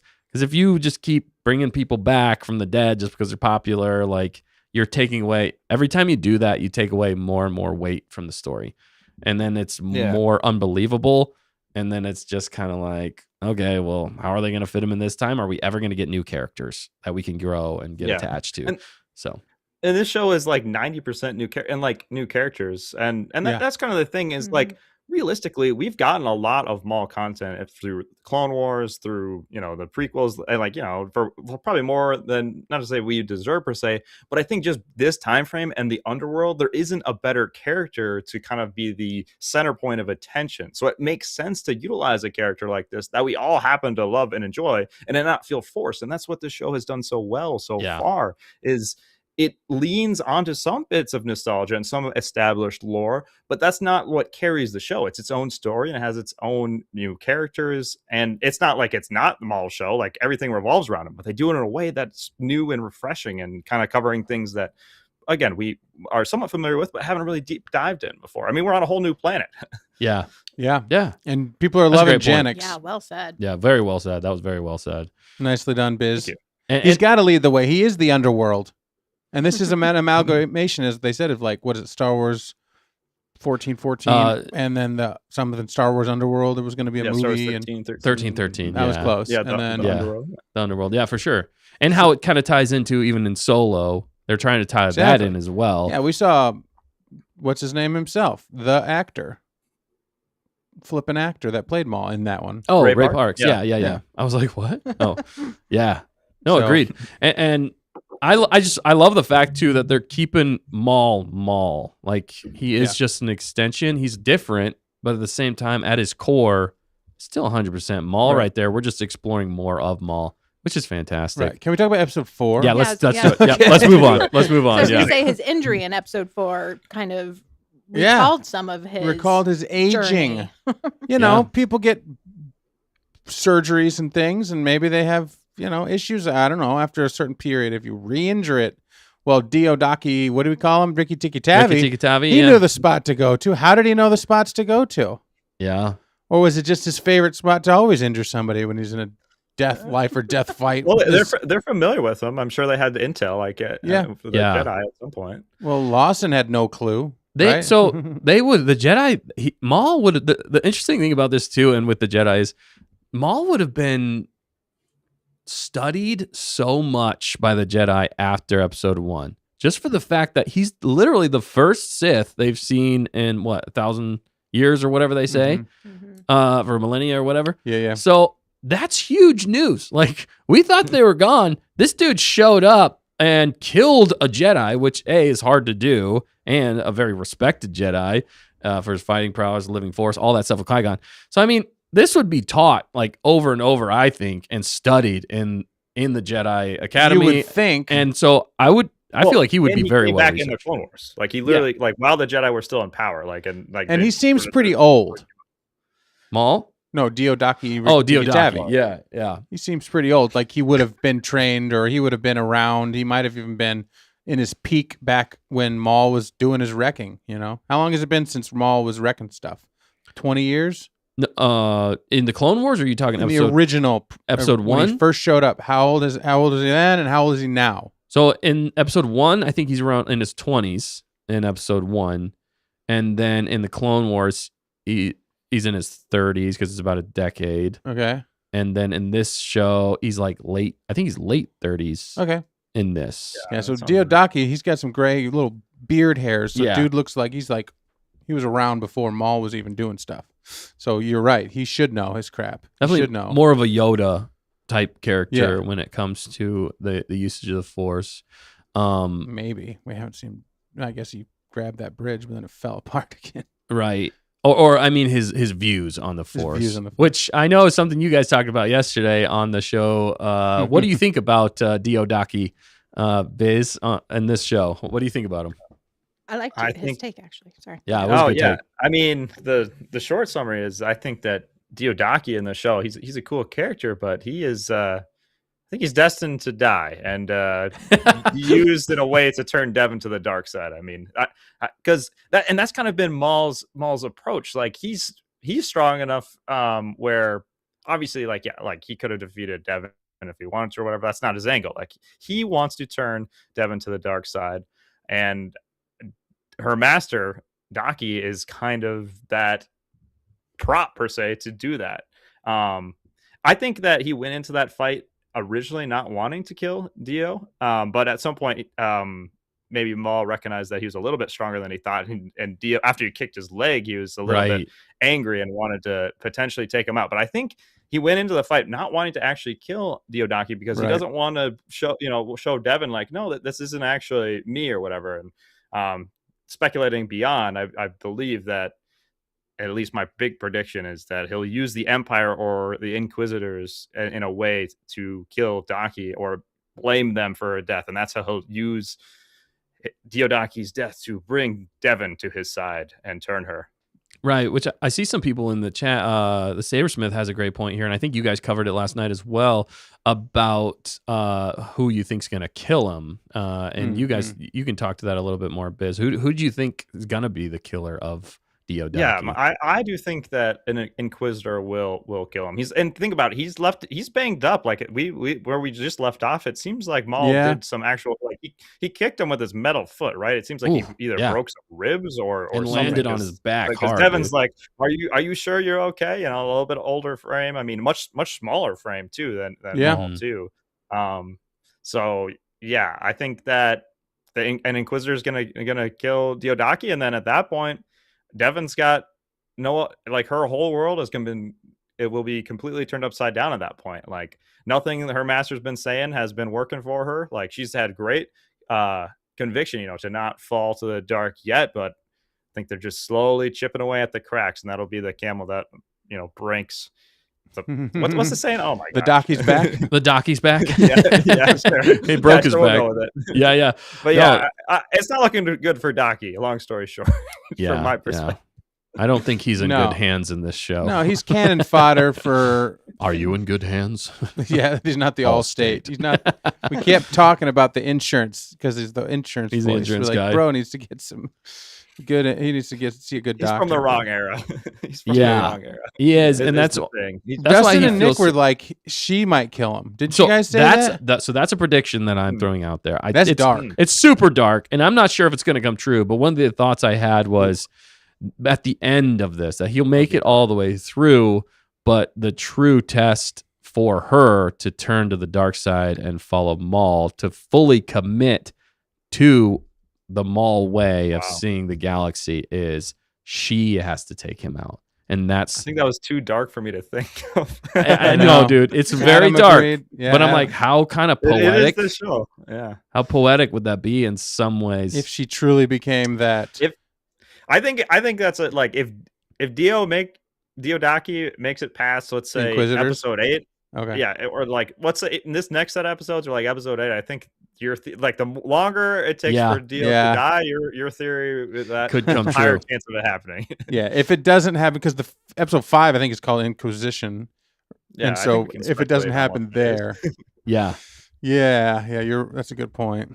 Well, and we see them in the trailer, Maul and Devon, fighting together against the Inquisitors. We don't see Daki fighting against them. So I wondered if he's just so injured that he can't leave their little cave, their little that's a possibility. Hideout. Yeah. So, maybe he goes with the Empire for respite. There's fact checker giving some kind of happy excuse. we don't have to kill him, do we? She's got the rose colored. He can make it through. I'm still convinced Tech didn't die. Yeah, exactly. Right. We just never saw him again. Yeah, it's a possibility. A lot of people still think he's alive, and I don't know. Maybe, but maybe Maul is still alive as Dustin hopes after Rebels. What about Merrick? He could still be alive. What about Dust Man? Gosh, dang it! Dang it all! Oh no! They better do him justice in this. I think he's gone in this, and then that's going to give us the reason why he was dusted in Ahsoka. That he's just a reanimated corpse. Same and with also Crow the Crow. Man. I think they take both of them out in this, and a lot of people have speculated it. Yeah. That's why they take them both out, and then they're just like Night Sister magic reanimated corpses. Dude, what if Daki takes forward. him out with the Force and just obliterates them? That'd be crazy. Yeah, what, Biz? The Inquisitors got to get a kill, because that was something that Pempa brought up. You guys were talking about that. Dude, the Inquisitors have no kills. They're kind of a joke, and that's kind of you see it on Reddit or just some other in the comments or something. It's people joking about the Inquisitors. I saw a what if idea of what if Maul joins the Inquisitors? You know, how much damage would they do to the Empire or whatever? And then the top comment to that was, well, Maul would make up 99% of their power. So They would but actually get seriously, some. that's the sentiment. That's the sentiment. So to be honest, they kind of need to give the Inquisitors a bone here or something to bring a little respect up there. A gust Yeah. of wind will 'Cause- tear Mara. mean, yeah. Ahsoka's Oh, strong, but why you gotta say that? Star Wars scran. You gotta do. I mean, you gotta he's do not Maroc wrong. like that. He's not wrong. I know he's a fart in the wind, people. But sheesh, they didn't. I feel like Smoke. that was personal for me. Okay, Smoke, that was personal for me. I made like 3 videos on the thing, which I don't do, and then it all went up in a fart in the wind, man. But he's Gust of back, wind. so you know He has a good voice too. Yeah, He does. he just sounded intimidating. He looks more intimidating in this one for sure, and a lot more taller. horror esque. Yeah, he like Yeah. shows up in the darkness with Lawson. He's like, "Hello, my pet." You know, it's like, oh. Yeah.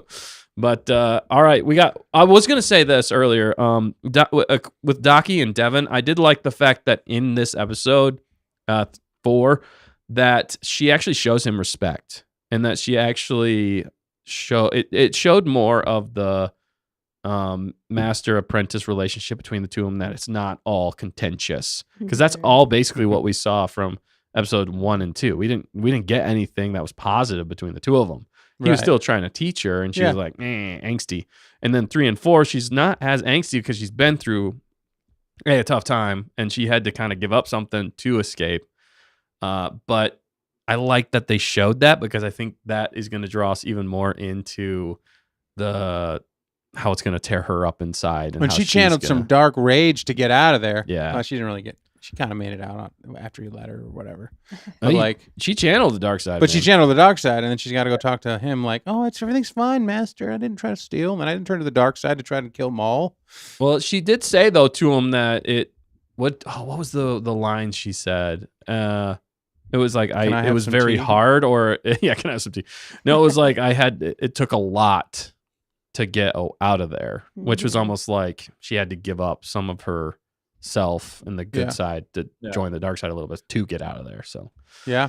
She was trying her best. She said to Maul, even though, like, I know what you're trying to do. So it's like she's not a fool to, like, but yeah, Maul has a way with words, it seems. You know? If he had see, the problem is he's got Riz. he put tea out there, but was there any food?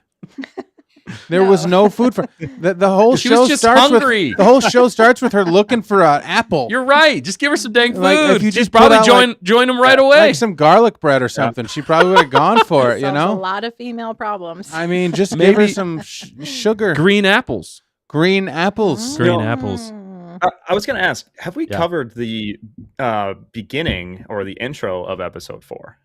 No, we yet? didn't. Have we talked about that? Okay, I Nope. was just going to say, Go into honestly, it. I love that. My most favorite part of these past 2 Yeah. episodes was the intro to episode 4. Honestly, Dude. it's about a 5-minute scene. We open up on Obadiah, the central point and hub Mhm. point for Marg Grimm and the Pikes. Beautiful shot going in. Yeah. We get Vario coming in there, like, oh, everything's all fine. I got your missing credits, and it's just a masterful shot, and it's just kind of like in this scene, it kind of just describes what this show is kind of about. We get what appears to be Maul swinging a red lightsaber, Zabrak going to town on the Pikes, and then Vario thinking he's sneaky, getting the Right. zap off on him, and which we're gonna have to touch on that. But do you think that was intentional, or That all was the an question I act, was or- just about to ask you. That was the question I was Yeah. just about to 'Cause ask you. I'm kind of going back and forth, because on the second watch, I was like, Did Maybe he? he was He actually thought that all the time. He Timu was in Maul was actual Maul, so he was actually going to turn him in. Yeah, I Is think that what did you're he saying? Actually try to turn him in, or was it a part of the act? was it part of the Because, plan. Yeah, like I actually don't know. But the first time I saw it, I thought he was like, he thought he got Maul, and the second time I was like, wait, maybe he's part of the plan. But Yeah. regardless, this like, and that's just good writing. Like, it's there's That and is. I'm that reveal of Maul and activating the lightsaber in Mark Oh. Grimm's hand and using it to destroy him, and then just going to town there, like, it's just perfect. Because, like, I actually did on the first watch, I did think that Maul actually got for just a little bit, but then on the rewatch, you pick up so many things, like how Icarus, I believe, is the Zabrak Yeah. that they used as the decoy, he's not really deflecting bolts. His He's like the lightsaber knife movements are a guy. bit choppy. Yeah. Yeah. They're a bit more choppy, and it's just a great scene and totally Yeah. epic, and I'm all for it, man. Like that whole scene for me, and that was just the intro. Like the title of the episode came in after that, and it was perfect. I absolutely Dude, love that. they That know was how to definitely my hype those favorite part. intros. You're absolutely correct about that. That was because we've seen that planet before with Maul Yeah. in the background, I think. Yeah. And didn't he get snoked? Yeah, he got smoked. I kind of hate that people are using it as a reference, but it's true. But Yeah, I Maul mean, I makes it referenced better. Maul Yeah, makes I it mean, better. It's a cool idea. Maul's Like, it's a version's cool way idea. better. Like, it's a I just cool love how move. he It's- snokes him. the Yeah. sound effects, the sound Yeah. effect too Oh, after yeah. he brings the lightsaber, It was like, so oh my cool. And when he gosh, just- it's so beast. There's It- nothing better sounding than Maul's lightsaber cutting through some pikes. Yeah. No. It's dark. well, and Especially on the way back to his yeah. hand. Yeah, exactly. Yeah, that one. Oh, Really, yeah, dude, that is so cool sounding. I love the fact that it reminded me of Batman: The Dark Knight. Whenever the whole sequence in the beginning, it's almost like they took a playbook out of that and they played like a 4D chess move. I actually think that Vario thought he got him, but Maul was smart enough to know that he was gonna do that and just used it to his advantage in his plan. Because to yeah. convince the Pikes, who are already like, an criminal organization, you're going to go through stuff like this probably all the time. And to go up against somebody like Maul, like, you have to almost convince them that somebody got the upper hand on him. That's like, it really is the Yeah. only way. That's why it was such a genius play. It was such a genius writing for the people who wrote this show, and genius move by Maul if Vario didn't know. And if he did, it doesn't really matter. But to your point, yeah, great writing. And just, it brings in the whole underworld element of this show. And that's what's so fun about all the different versions. We're getting like cop show. We're getting, the Sith side of things. We're getting the underworld, the seedy gangsters, and the mind games we play on each other and how you can get the upper hand on somebody. It's so great. I love how they've been incorporating that. So thank you for bringing that. That was one of the best parts of episode 4 to me, was that beginning sequence. And then he gives his monologue at the end of it. He's like, "You messed me over when I needed you after the blah." He's like dead, cut in half on the floor. Yeah. I'm like, Right. that's when I feel like I'm gonna have a heart-to-heart talk. I was like, all right, there's some exposition there, but it's funny. They gave us the exposition after the deed was done, but it was kind of clever. I was like, all right, I guess now he's gonna give him an ultimatum, but like. Right. He messed up, and Marg. So we've taken out Marg Krim. We've Marg taken Krim. out the other Demas. guy, Demas, yeah. and then Vario's hanging on for dear life. Yeah. Hunter says he'll outlive his usefulness soon. Yeah, I think that's probably going to Are those happen. those are so far in the show? Those are the three bigger Ones that crime lords. Yeah, and I So- think there are more to come. Technically, there was a leak on some others. I don't know if we necessarily want to go into that here because I don't. Somebody said we also see Barris Yeah. Offie's helmet in the opening credits. yes, Really? That is a very interesting thing that they put in there. It's Barris Offie's, And- Inquisitor helmet. And Yeah. and Anthony Pempetrol Stars, he brought this up yesterday. She should be timeline wise a She's there. Inquisitor at this time. Yeah. So Yeah. it's possible. It's Wow. possible to see her. That would be interesting if they brought her into this. It would. After the two brothers show up, or the Crow and Maroc show up and fail, potentially, is what we're thinking, although hopefully they get a win at this point. They show up and then she has to show up, or maybe she shows up with Vader, because I know Vader's been teased a lot that there's going to be a fight between the two of them. And also going back, someone mentioned his knee getting hurt by Daki. Yeah. Does that play into Rebels? Is that going to be a recurring issue, and why he has the cane in Rebels? And I think that could be the start, because he might not know how to fix it very well. Although for the rest of the show, I think that might be kind of tricky. They have to be careful with that, because if it's always bothering him, I feel like he'd get it fixed just so he could be at the top of his game, especially if he knows the Empire's coming Just after him. tap into the dark side further and hide the pain. Right, hide the pain. To the pain. To the pain. Yeah. I mean, that's what he had to do when he lost. I mean, he forget the knee. He lost all his legs altogether. So Right. and you know, like if you and that's why the Bane books you got to read them if you haven't read the Bane Yes. books to really just see what the dark side really can do at you know when you put your mind to it. Well, Mm-hmm. I mean, yeah, I guess I wouldn't know, but And the full force of the rule of two is what's so explored so well in the Bane trilogy. And the funny thing about this is that we're kind of outside of that to us in a certain way with Maul not being a Darth at this point, but still craving that and potentially wanting to become the master. So it's fascinating. It's fascinating to see that. There's so many other people that could show up because of the timeline. Oh, yeah. They have to be careful. But I'm glad that they've given us new characters to think about. This comment by Star Wars Scran, the Inquisitor will helicopter saber him to Oh death. my gosh. I think that was talking about Docky. But she didn't helicopter, did she? No. Offie didn't do helicopter. I don't think we ever saw Barris do helicopter No. Inquisitor. Was she only in an Inquisitor in that Yeah, Star Wars in the Tales of the Empire? Or Yeah, it was of- Tales. Wasn't it it was Tales of the Empire. Yeah. That was the only time we saw her. Okay. And that was, but we rumored that was rumored for a long time. We were like, yeah, that would make sense that she was, because I mean, obviously, if you saw her in the Clone Wars arc and what happened there, I was glad that they at least did that. I just didn't love the way they ended up the whole series with her with that. Yeah. But if maybe they'll redeem that a little bit in this show, which would be very fascinating. We do need to talk a little bit about Lawson and even the buddy cop situation that happened between Boots. Two Boots. We saw a lot more Two Boots in this, Complicated. and Lawson and their relationship. It's strained, man. It's strained, and how Two Boots wants to follow protocol. I mean, he's a droid. He wants to follow protocol. It makes sense. It seems like he's a little new to this, whereas Lawson can see a little bit more nuance to understand that this isn't the Republic anymore that's coming to help, that sends a Jedi, because that's what Two Boots was talking about. And that's why he doesn't want them. And then Two Boots throws at him it's just because your ex-wife works for him. I was like, dang, dude, that's a under the belt droid thing to say, dude. Dude's got some sassy personality. Like, I don't know. And also, I would say this for Two Boots, he's got some moves, though. He's got some moves. He was able to fight him off a little bit there, and it was pretty impressive to see that. But it also brought a weight to that whole sequence where he said, "I was almost destroyed," which cemented the fact that we need outside help for this.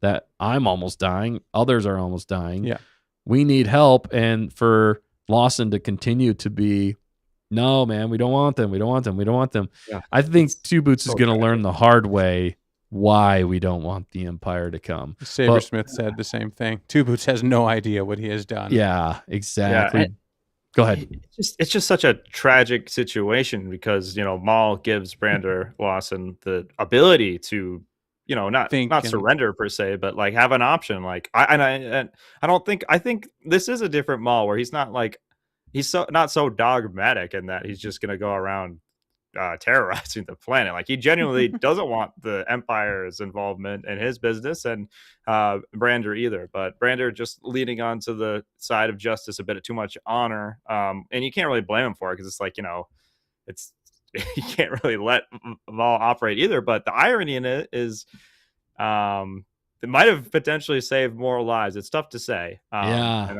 that's a big. I mean, he immediately sees his decision, and that's a really heartfelt scene when you see after the fight between Maul's mercenaries, the Mandalorians, and the Janix police force, just seeing the bodies on the stretchers and Brander looking at those, dude. And just knowing like that. I mean, that was his call to make, and to be empty-handed on top of it, and then. Yep, your best friend droid. Well, I don't know if your best friend, but your partner in crime. Yeah, betrayed you. It's just it's a lot going on there, and I'm definitely Team Spybot now. After Two Boots completely sold out his boy. He is the best droid in this series by far. Spybot. What's the catchphrase he's got going on? Boosh Kadoo. Boosh Kadoo, man. That's like a Jack Black saying, but like Spybot Jack Boosh Kadoo.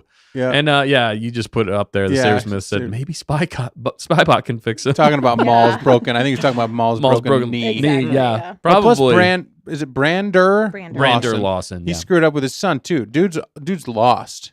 He is lawsoned. He's got a lost. lot of weight on him too. That's the challenge. Well, he needs to go on a diet. Wow. No, you're right. He's got a lot of Hashtag food on target. He's got a lot of weight on his Yeah. shoulders. Why? Dude, that's why we like this show, because they gave us built-in food on target, man. Yeah. Like anything that Tea reminds time, us, anyone? anyone that gives us an excuse to drink some tea on the show.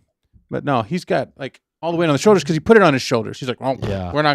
I'm not gonna deal with my ex-wife. I'd rather die at the hands of Maul and get my entire police force killed 3 times over, Ooh. including 2 boots, ignore my son's games, blah, blah, blah. This is the first time I've had any excitement in my life. I don't know. Maybe the dude's like desperate for a good adventure story and he's trying to prove something to himself or prove something to his wife, or I don't know, but he's definitely, it's a fascinating story where his thing is going to go. Is he going to survive this thing? Is he going to eat it? That's a great question. The thing with Brendan Lawson for me is I think he's actually a pretty dang smart guy. I think he's just in over his head, and he hasn't worked in this level of difficulty when it comes to the adversary he's up against. But I really did love the conversation between the two of them, and even how Maul, said, I admire your spirit. That was such a great line. The two of them and how he wanted to work with them instead of against them. I see you're a man of honor. That was so great. Some of those line deliveries were absolutely epic. And then the last line he gives them, which was so good, still showing respect, was die well. I was like, dang, dude. And really let him into a fishbowl. It was one of the dumbest things Lawson could have done tactically. Yeah. They didn't have the high ground. They didn't have the forces. They didn't have enough for what they were walking into. And Brandon was a little overconfident. Really. he was. I think he was trying to put the kibosh on it and didn't realize what he was getting into. Although he should have, for the fact that Maul decimated his their entire precinct. Spybot single-handedly Yeah. downed all of their cameras and then started locking doors and they were getting trapped and then when he They ran had into home field advantage there. exactly they got to up their game. I mean, then again, maybe Janix isn't typically they were chasing the other crime lords, but it's all been probably simple crime lord stuff to this point. Money exchange, a bad guy dies over a deal gone wrong, Spice, yeah. So, but this is big time, and I think you're right. I think he's like, no, we can handle this, and now he's realizing they can't handle it. But then again, they don't want he doesn't want the Empire. Yeah. Like somebody said, he has empathy for Devin and Sabersmith, the Jedi, Devin and Daki. Yeah. He let him go. Yeah.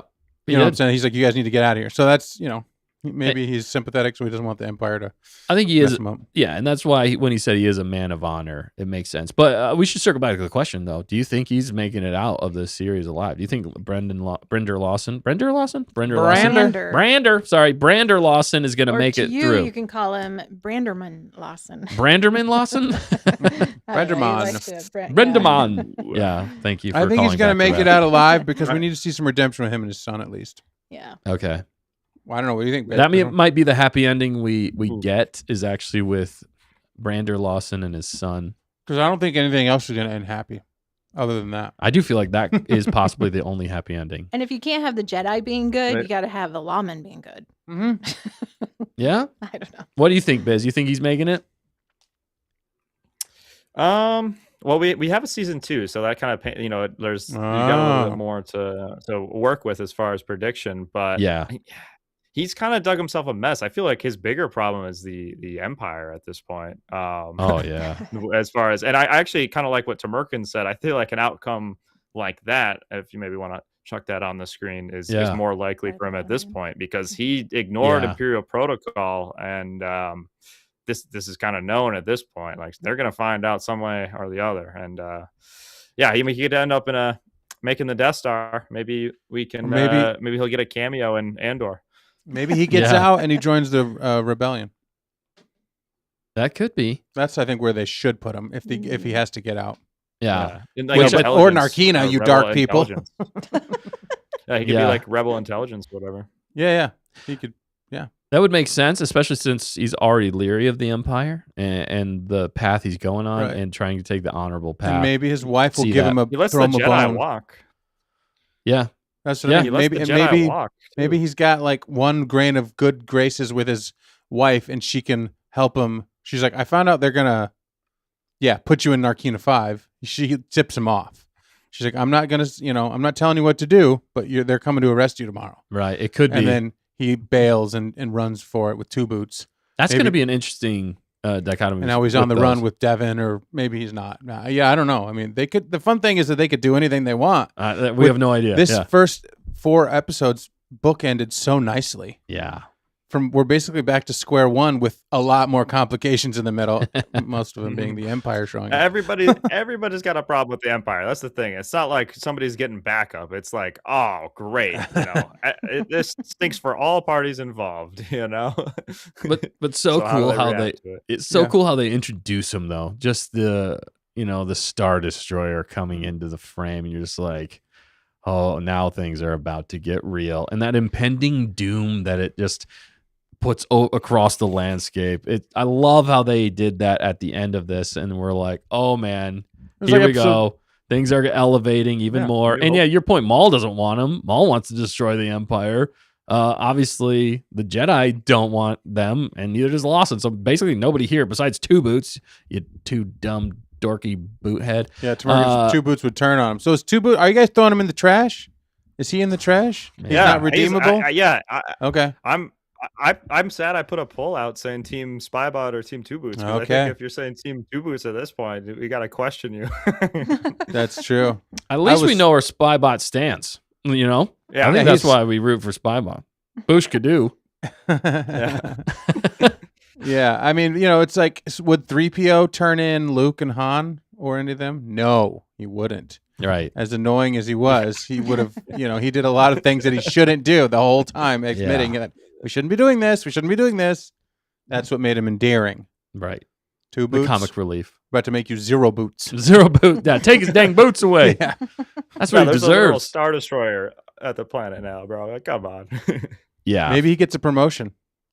But I think Dan, you were trying to say that though. But I just love the callbacks to the just to the different movies too. Like A New Hope, we get a kind of a new imagery shot of the classic A New Hope opening shot of Star Wars with the reveal of the Star Destroyer. Like, it was, and Star Wars fans were like, oh, like all of us are like, crap, the Empire's here, which we know means Inquisitors, which may mean Vader.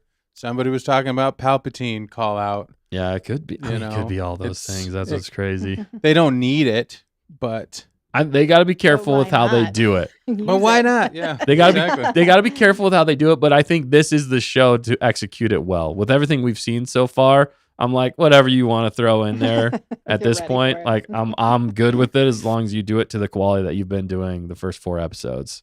So, man, you have our permission. You have my permission specifically. No, I'm just joking. They've already done it. It's done and over with. Yeah. But man, any last thoughts on this? And then maybe we'll do a tiny bit of speculation before we get on out of here for next week's episodes. Well, the chat was lighting it up again. They were. You guys are awesome. Sorry we can't get to everything, but maybe we're focusing on tea today. We should rename him Spy Pot. Yeah, he's got him. He's good. There's a good one. I love the tea puns. I love the tea puns. Spilling the tea on another the tea great puns. shot. Lawson backs up, and the droids shield him with the riot shields. I did like that. Yeah, that was cool. Yeah, there were some great. That battle at the end was pretty cool because you had the dichotomy of like the original trilogy, lightsaber duel battle, just like episode 1, and then the blaster fights and boots on the ground. And then it reminded me of Clone Wars when they zoomed out and all the people were dunzoed. Yeah. Reminded me of the heaviness of the Clone Wars and the end of season 7, even when she buried them. Yeah, go ahead, Biz. Well, I was just going to say, to follow on that, the writer, I mean, Dave Filoni, is the creator of this, but the other creator is the guy that wrote the Umbara arc, which is one of the darker. That's why we're so excited. Like the Umbara arc of Clone Wars. Yes. That's why it has a very similar vibe and that spookiness, and just so much of those elements can be felt in the writing. It's just a perfect combo. You get the creativity of Dave Filoni, who's got the knowledge of those characters, and then that arc.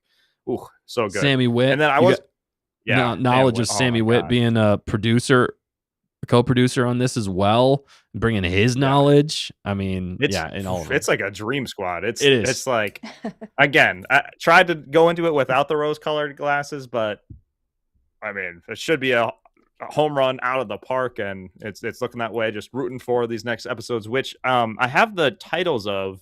I mean, they've released them. If you wanted to go over them, we've got Episode 5 is Inquisition, like we said, and then episode 6 is Night of the Hunted. I'm curious. Ooh. I mean, it's got to be Inquisitors, but what else is actually going to go on here? Does Daki make it out of these episodes? Are we going to finish up the scenes? Like, there's that kind of, we don't have the scene yet of like Devin breaking into that from the trailer, breaking into that starship, the gunship or something like that, and then the train scene. Like, I kind of want to just get through all the trailer scenes, so we're just going into it completely raw. But Yeah. we don't have a lot of context what's going on there, so I'm still looking forward. Is to this it. the But what do you guys episode think? where Maul wrecks that ATST?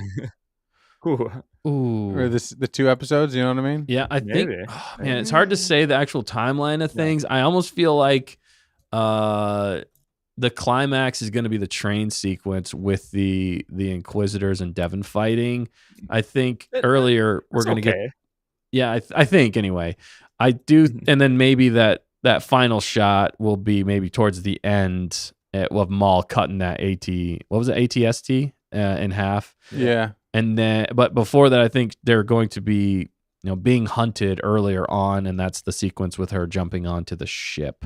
I think, if I had to guess, that's my guess when it comes to that. Okay. For the hunted? Yeah. Okay. Earlier on, and then it'll lead up to the Inquisitors showing up. I think either mid to end of the first episode, so episode 5, and then episode 6. It's going to be Night of the Hunted, which is going to be the Inquisitors all out going after Maul, Devon with the Daki. Empire and all that. Yeah, that's my prediction. He's got to leave his hole in the wall because now they know where his that was his hideout, right? Maul's hideout. Yeah. So now they know where it is. So he's excited. got to leave. So he's being hunted. Devon and Daki are running. They're going to be hunted soon. He's got plenty of places to go though, for the fact that he's got Varios, Will Demas Maul potentially, and Marg Krim if he really needed to even get off planet. But it doesn't look like he is. Would Maul help Daki and Devon get away from the Empire? That's what I was wondering. Is there going to be a team up temporarily as they fight the Inquisitors? Yeah, as they fight the Inquisitors to get away for a moment, and then he uses that to further help or twist Devon, and then the Inquisitors kill Daki, and then he's like, "You got nowhere to go. You got to come with me now. Yeah, unless you want to die at the Inquisitor's hand, and that's the final straw, or something." That makes, I think, it makes a lot of sense. Go ahead. That's kind of what Biz was saying earlier. Yeah. Enemy of my enemy is my friend. Yeah, exactly. And I guess the other thing, just as a whole, because definitely be listening to your guys' show next week. But I don't know the next time we'll be on. But we next week we've got a few different shows since Justin will be joining on the Bismo show Tuesday. So looking forward to that. Dude, yeah, I'm very excited. 7:30 CST, 8:30 Eastern Tuesday. So looking forward to that. That's gonna be a party. But I just wanted to this, since we know there's season 2. My thought is at this point, this is Maul's hideout, but now the Empire knows he's here. So I think we're going to probably be on Janix for the rest of the season, but he's going to have to find a new base of operations. So do we see that kind of happen towards the end of this season, or do we get some kind of time jump and then season 2 he's at a new spot? Because the Empire knows he's here now. So whatever events transpire in the Night of Hunted and beyond in these episodes, Maul's going to have to get out of Dodge at some point. And who's going to be along with him for the ride? Is Devon going to be with? There's so much to speculate on. I know there's so much that we don't know yet. And the little nuggets they gave us in the trailer just adds to the speculation. You're like, okay, well, we've seen this. How is that all going to tie together? Well, they've done a good job of getting us into the plot and into the story with meat. Mm-hmm. But we also haven't, like you said, haven't gone very far. We've been in the same few locations, and it's well played. Other than going to Obadiah, which he could take off and go there, he could take off and go somewhere else. But and those are really short sequences too. They're not heavy on the main story. It's almost like side quest things. Right. I mean, it still plays to the overall thing. But Janix, I like how they're still keeping Janix. I don't know. I don't know. Vario might be around for a while because clearly they made him a likable character as a villain. Yeah, I mean, he is fun to listen to. He's funny. If he wasn't trying to double back and stab him. Yeah, the voice. Great voice acting, but just voice acting in general is just so good in this show. I mean, obviously Sam Witwer is amazing, but just all these characters from Brandon Larson to just about any character, they've gone above and beyond, and I just appreciate this quality. And when you're just left like wanting more, just like asking for more runtime, that's when you know things are so good. It was kind of like for A Night of the Seven Kingdoms for me, kind of shorter episodes, but they're so rewatchable because there's so much in it in every little scene. And I really just, if it can keep this quality all throughout, man, we're certainly gonna have one of the all timers out there. And then season 2 to look forward to. It's a great sign when a show is not confirmed for a season 2 reactionary, but they already got it planned out because they're that confident, and that means that the writing and enhances the story because they were already thinking about season 2 when they were making this. Whereas some of the shows that they don't have, they're unsure on season 2, they kind of just do a bunch of things and then try to wrap it all up, whereas they're building something here in kind of its own story in this underworld of Maultopia. Yeah, exactly. And it makes sense because Maul is such a light character. No, but it makes sense because there's a vacuum in their animation right now. There's nothing else other than like, I guess, Visions, and you got the new Ninth Jedi or whatever it's called. But for this timeline that they just studio love, too, they've got all the assets. They've got they can up the level. It makes sense that they would do this a couple of seasons and do it justice. Yeah, it makes me wonder though, to it being season 2. I'm glad that we're getting a season 2, but does up the speculation game of how much we're actually going to see in this season, because you have another season on top of that. You're like, you don't want to give all the cards away. When we heard just one season, I was like, wow, they're going to have to deliver a lot quick and keep it concise and fulfilling for one season. But then they announced the second season. I was like, oh man, they can keep going. There's so much more they can dive into. But it begs the question, how many seasons do we think this is going to be? 2. It'll be like Andor at the end of season 1. I remember Andor joined the rebellion. I'm kidding. I don't know. And then season 2 was the bomb. I think maybe it's just 2. I think it depends on the full reaction of season 1, first of all. If everybody loves it and is just demanding more, and it keeps with the Rotten Tomatoes scores and the audience score and stuff like that. I think, and with the hype out there, I think it really depends on that, and it depends on just the overarching story of how much they can tell. They could lead it straight up to Solo. I mean, realistically, they could go all the way up to Solo and even beyond Solo if they wanted to give a behind the scenes. I'd like to get that story somehow or some way if they're not going to do the movies. I mean, that's the Lando show, I don't think that's coming out, but anytime soon, anyhow. But dude, yeah. But as far as how many seasons, I don't know for sure, but I hope they figure it out as soon as possible because I want them to, if it's 3 seasons, 4 or 5, whatever, I want them to start working on it now. Yes, exactly. Without a doubt. Keep it going, man. Basically, at this point, as many as you want to do, and if you do it to this quality, we will love it. Yeah, it's like just if you know it, plan ahead. Don't wait till season 2 is done airing to be like, okay, I think we can do another season. Like have the next season in mind and know your own stopping point, I guess. Yeah, but and that was one 3 seasons. We'll go 3. I'd have to say maybe 4 would be because Rebels did such a good job with 4 seasons. But I guess 3 was all you needed for Avatar: The Last Airbender, bringing it right back to that, and that was fantastic. So, but with the way they're doing this show, I think 4 would be great. I think it's a good amount of time to be in that. If Sam Witwer stays around, that would be awesome. I read somewhere they want to do as many seasons as possible. So if Witwer wants to stick around and take over this animation stuff, and just carry it through. Yeah, they need to give him more. I think this show really, and how the fans receive him, I think was one of the other things. The way he advertises for Star Wars. He's such a great ambassador for Star Wars that if you don't see that people get behind him when it comes to Star Wars, then you're blind. Whoever's in charge, Dave Filoni, whatever, Disney in general, give Sam, as long as he's willing, because he might not want to do that, but as long as he's willing, give him as much as he could take when it comes to Star Wars. He's one of the best brand ambassadors out there, and just keep giving him more content to work with or even to be in charge of. I'd be fine if he wasn't actually even in something, but was just one of the producers and becomes one of the creative leads at Star Wars. I think you would get so much better quality. He would be able to oversee so much and make everything just so much more cohesive. It would be great. Anyway, so what were you going to say, Biz? I'll do you one up. Vader's cool. Like he could maybe show up in this season. That could be cool. But how about Star Killer in season 2 with Sam Witwer? I mean, come on, dude. Let's do it. Yes, that would be a way to level it up. I would love that. I would absolutely love it. I'd freak out if that happened. That would actually The whole Maroc thing, I'd whole have to Maroc thing would be forget forgiven. about it just because they bring back Star. If they bring Starkiller into this, I will go nuts. That would be so. That gets me excited. Oh my goodness. Adam says 1 season on Janix, 2 Dathomir, 3 Malachor. Ooh, wow. That would be cool. That would be Just- really cool. Have a run in with Count Kestis and Marin, maybe? No.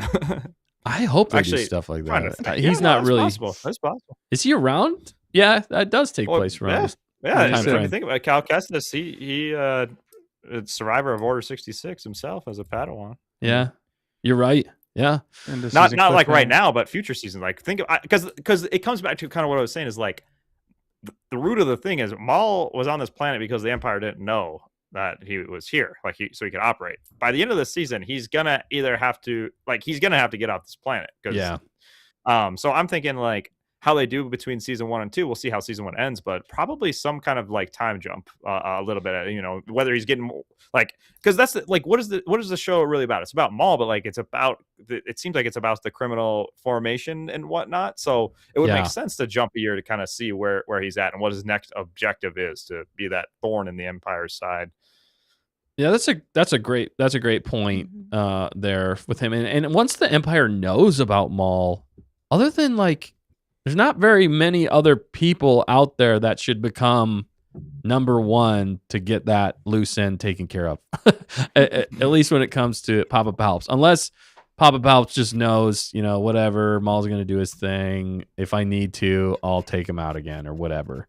But at this point, Sidious is a little bit more disfigured. So maybe, but he does. I think Vader's going to show up, like you said, and somebody put it in there as well. Vader's going to show up, wreck shop, mess Maul up, because in Rebels, and this is a theory a lot of people, not just mine, but a lot of people online are speculating that in Rebels, he's almost fearful of Vader, and that's why they don't end up fighting in Rebels. We don't get that fight, so I think maybe they want to do that fight here and give a reason, power level wise, why Vader is superior to Maul.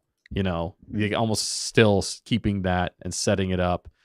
Also for the fact that we did get that one trailer that was the I have mastered the Force and the Force serves me, where it was like him having to rebuild himself. When does that take place? We haven't seen that yet as That's well. in season 2. It could be season 2. That'd be crazy. Wow. But I think that's going to take place later on after I think Vader wrecks him and he has to rebuild himself again and build himself back up to again take over the crime. Not that he has lost the crime lords or crime situation syndicate. I mean, but he kind of has that. He's having to reform it right now. right. I just mean again after this. Oh, Like, yeah, he doesn't have to do it all over again. That would be, okay, yeah. But yeah, he gosh. has. Yeah. He gets So, betrayed again by the Oh. guy he instilled in the Pikes. Oh, no, right. but that's the thing. He showed a full on close and personal display to the Pikes of like, yeah, you don't want to double cross me. You thought I was done, and look what just happened. I mean, really, the Yeah. only way that any of the crime syndicates at this point could get rid of Maul is some sort of crazy like orbital bombardment, and you have to know where he is to take him out. But even still, that's not a guarantee. But the only other way, other than that, is sending the Empire after him, because there's no one else that can take Maul down, and he's proved that time and time again. So Inquisitors. yeah, the Inquisitors are kind of their only hope. But didn't he destroy them last time? Or no, I don't think he even had to fight them. he fought him in Rebels. Yeah, he did. Yeah. Yeah, he was old took, then. He took him out in Rebels. Yeah. Yeah. But So anyway, we could talk for hours and days on this, and I would love to, but we are going to have to wrap this episode up tonight. I see I gotta give this to 50 Thunder. He has some great tea jokes. He's puns. The one I love too is Palpatine. Wow. Yeah. oh yeah. Fantastic. Isn't that good? You guys, all you gonkers out there have been having some great comments, great discussion. Did you see his other one too? No, I might not have. Tea theme since New Hope. Let's not forget Luke's aunt Brew. And Brew. Oh my god, he's good, man. It's We're too gonna have to good. get him on for a writer. Man. But Well, and then Adam said a few minutes ago, thanks for this. Gives me Oh, yeah. and my son something to watch together and chat about. Priceless bonding time oh for man, Maul, I think, and maybe all of this. Yeah, Yeah. well, we're glad we could add to that in any little way. And we're just glad that you're here with us and everybody who's here with us. Thank you for chiming in, for putting your opinions out there, too. We love hearing the Gonkers' opinions in the chat. You guys, again, are why we do this every week. We love coming back and talking Star Wars with all of you guys and having so much fun. And it's just fun to talk Star Wars, kind of peak Star Wars again with everybody and rate it, review it, go in depth, nerd out concur. about this stuff, speculate. It's been a while. We're a little rusty. Oh man, but it's like fun. 5, 4, 3, 2, 1. Everybody died. Oh yeah, we did that. Right, exactly. And having the OG Bismo back. Having the OG. Thank you so much, Bismo, for coming on the show with us tonight, being willing to yet again, all these years later. We need to celebrate our dude. We're gonna have a solid run during this during Maul, and then after Maul we lead into Mandalorian. So we should have some great streams and collabs to come. Dude, we're and so coming much up on our content 3-year for anniversary, y'all. dude. Yeah. Oh my, crazy. Yep. Times have just 3-year been- Bismoversary. Yeah. And I'll just say it again here. If you haven't subscribed to his channel, definitely head on over there. Like everything he's got. Subscribe to the Bismo channel. Excellent material. All of it. Great fair takes. You heard it here tonight. And he is very knowledgeable when it comes to this stuff and all things entertainment, really. And also, I'll be on his show next Tuesday. I'm looking forward to that. You said that's 8:30 Eastern Standard Time? Yep. Yeah. 8:30 Eastern Standard Time. Yeah, and yeah, we might have another guest on too, so it could be a little bit of a party. Ooh. But yeah, All we'll right. see. Let's do this. I love it. Time to dump this tea in the harbor and gonk out. We Hunter, do. I've been watching your chats all night. You've been on fire, man. He's No, been you on don't fire, get a too. bathroom break. Nah, man. Like, you two wish you were a detective and ruined the relationship with your family. Oh, No, you don't. He's got some hot takes. I saw him complain about the bathroom. I know. He's wanting Vario to die. I don't know. Maybe he's not, but he thinks he's going to die soon. That's possible. There were some new people in the chat. Yeah. That was fun. I'm Yeah. sorry we didn't get a lot of comments, but I love the conversation they had going with just Yeah. why did Maul You guys come are back? great. How did he get back? Like, what's going on? The comics, the Maul lockdown, some great chat there. So maybe. Yeah, but if we didn't get you guys, we definitely saw you there. Some great chats all around. You guys have been killing it. And I love it. Yeah, I love thanks it's for hanging bringing out. in. Yeah, I love it's bringing in new people, but Maul loving people that Yes. have read the Yeah. comments. They're comics. They've invested in all the material that they've given us with Maul, and this is like peak. So it's bringing us all together. Absolutely peak. Loving it. Loving this. Maul. You can't boycott Hunter. You just can't. This is a Droid rights. the empire You here. advocating for 2 boots now? Yeah. Just unplug them. Just Just unplug 'em. unplug him. Where's the off switch in the back of his neck? No, I'm Yeah. just that's He terrible. killed him. Remember that? Yeah, that was hilarious. He was like, Killed oh, 2 boots. he killed 2 boots. Maybe he should have. Look at this. Yeah, maybe you should have. TTFN. Ta-ta for now. now. Now that's a pretty good Cool. way to end it right there. That is fantastic. All right, any Wow, last thoughts, thanks. people, before we get the gonk on out of here? Game on. Game on. Thanks for the tea again, Michaela. I will say that at the end and everything. Super. And super thank- cups. And Bismo and everybody, Good Gonkers. company. What a great show. What a great time together with all of you. We hope you guys have a great week. Don't forget, we'll be back this upcoming Monday. We're going to be doing another live watch along, 7 p.m. Eastern Standard Time for episodes 5 and chapter 5 and 6 of Maul Shadow Lord. Was it the Inquisition and Night of the Hunted? We can't wait to watch that live with you guys. And look for some Maul music Monday too. Maul- oh, yeah, we'll Maul get a music. little bit of that, maybe a little more of it this week, so you guys can party on. With Oh, maybe yeah. somebody said EDM. We'll see what we can find. Yeah, we'll see what we can do. It's going to be great. Dan's going to do a great job as always. And keep it locked on Bismo's channel as well for Tuesday. Then we're going to be live Tuesday on yeah. his show, 8:30. Monday, Tuesday, Wednesday for you. Monday, Tuesday, Wednesday for me. Yeah, it's going to be great. Eastern time, 8:30 Eastern time on Bismo show. And then we're going to be back again Wednesday of next week, 7 p.m., reviewing everything. It's full of Maul. And I think the next week is going to be worth it. I think it's going to be, we might hit a 10 next week. That's my prediction We for might. next week. A 10. We're going to hit a 10 out of 10 next week on Maul, and I can't wait for it. So thank you guys for being here. Can't wait to see you again. Don't forget to always stay on target. Tea out.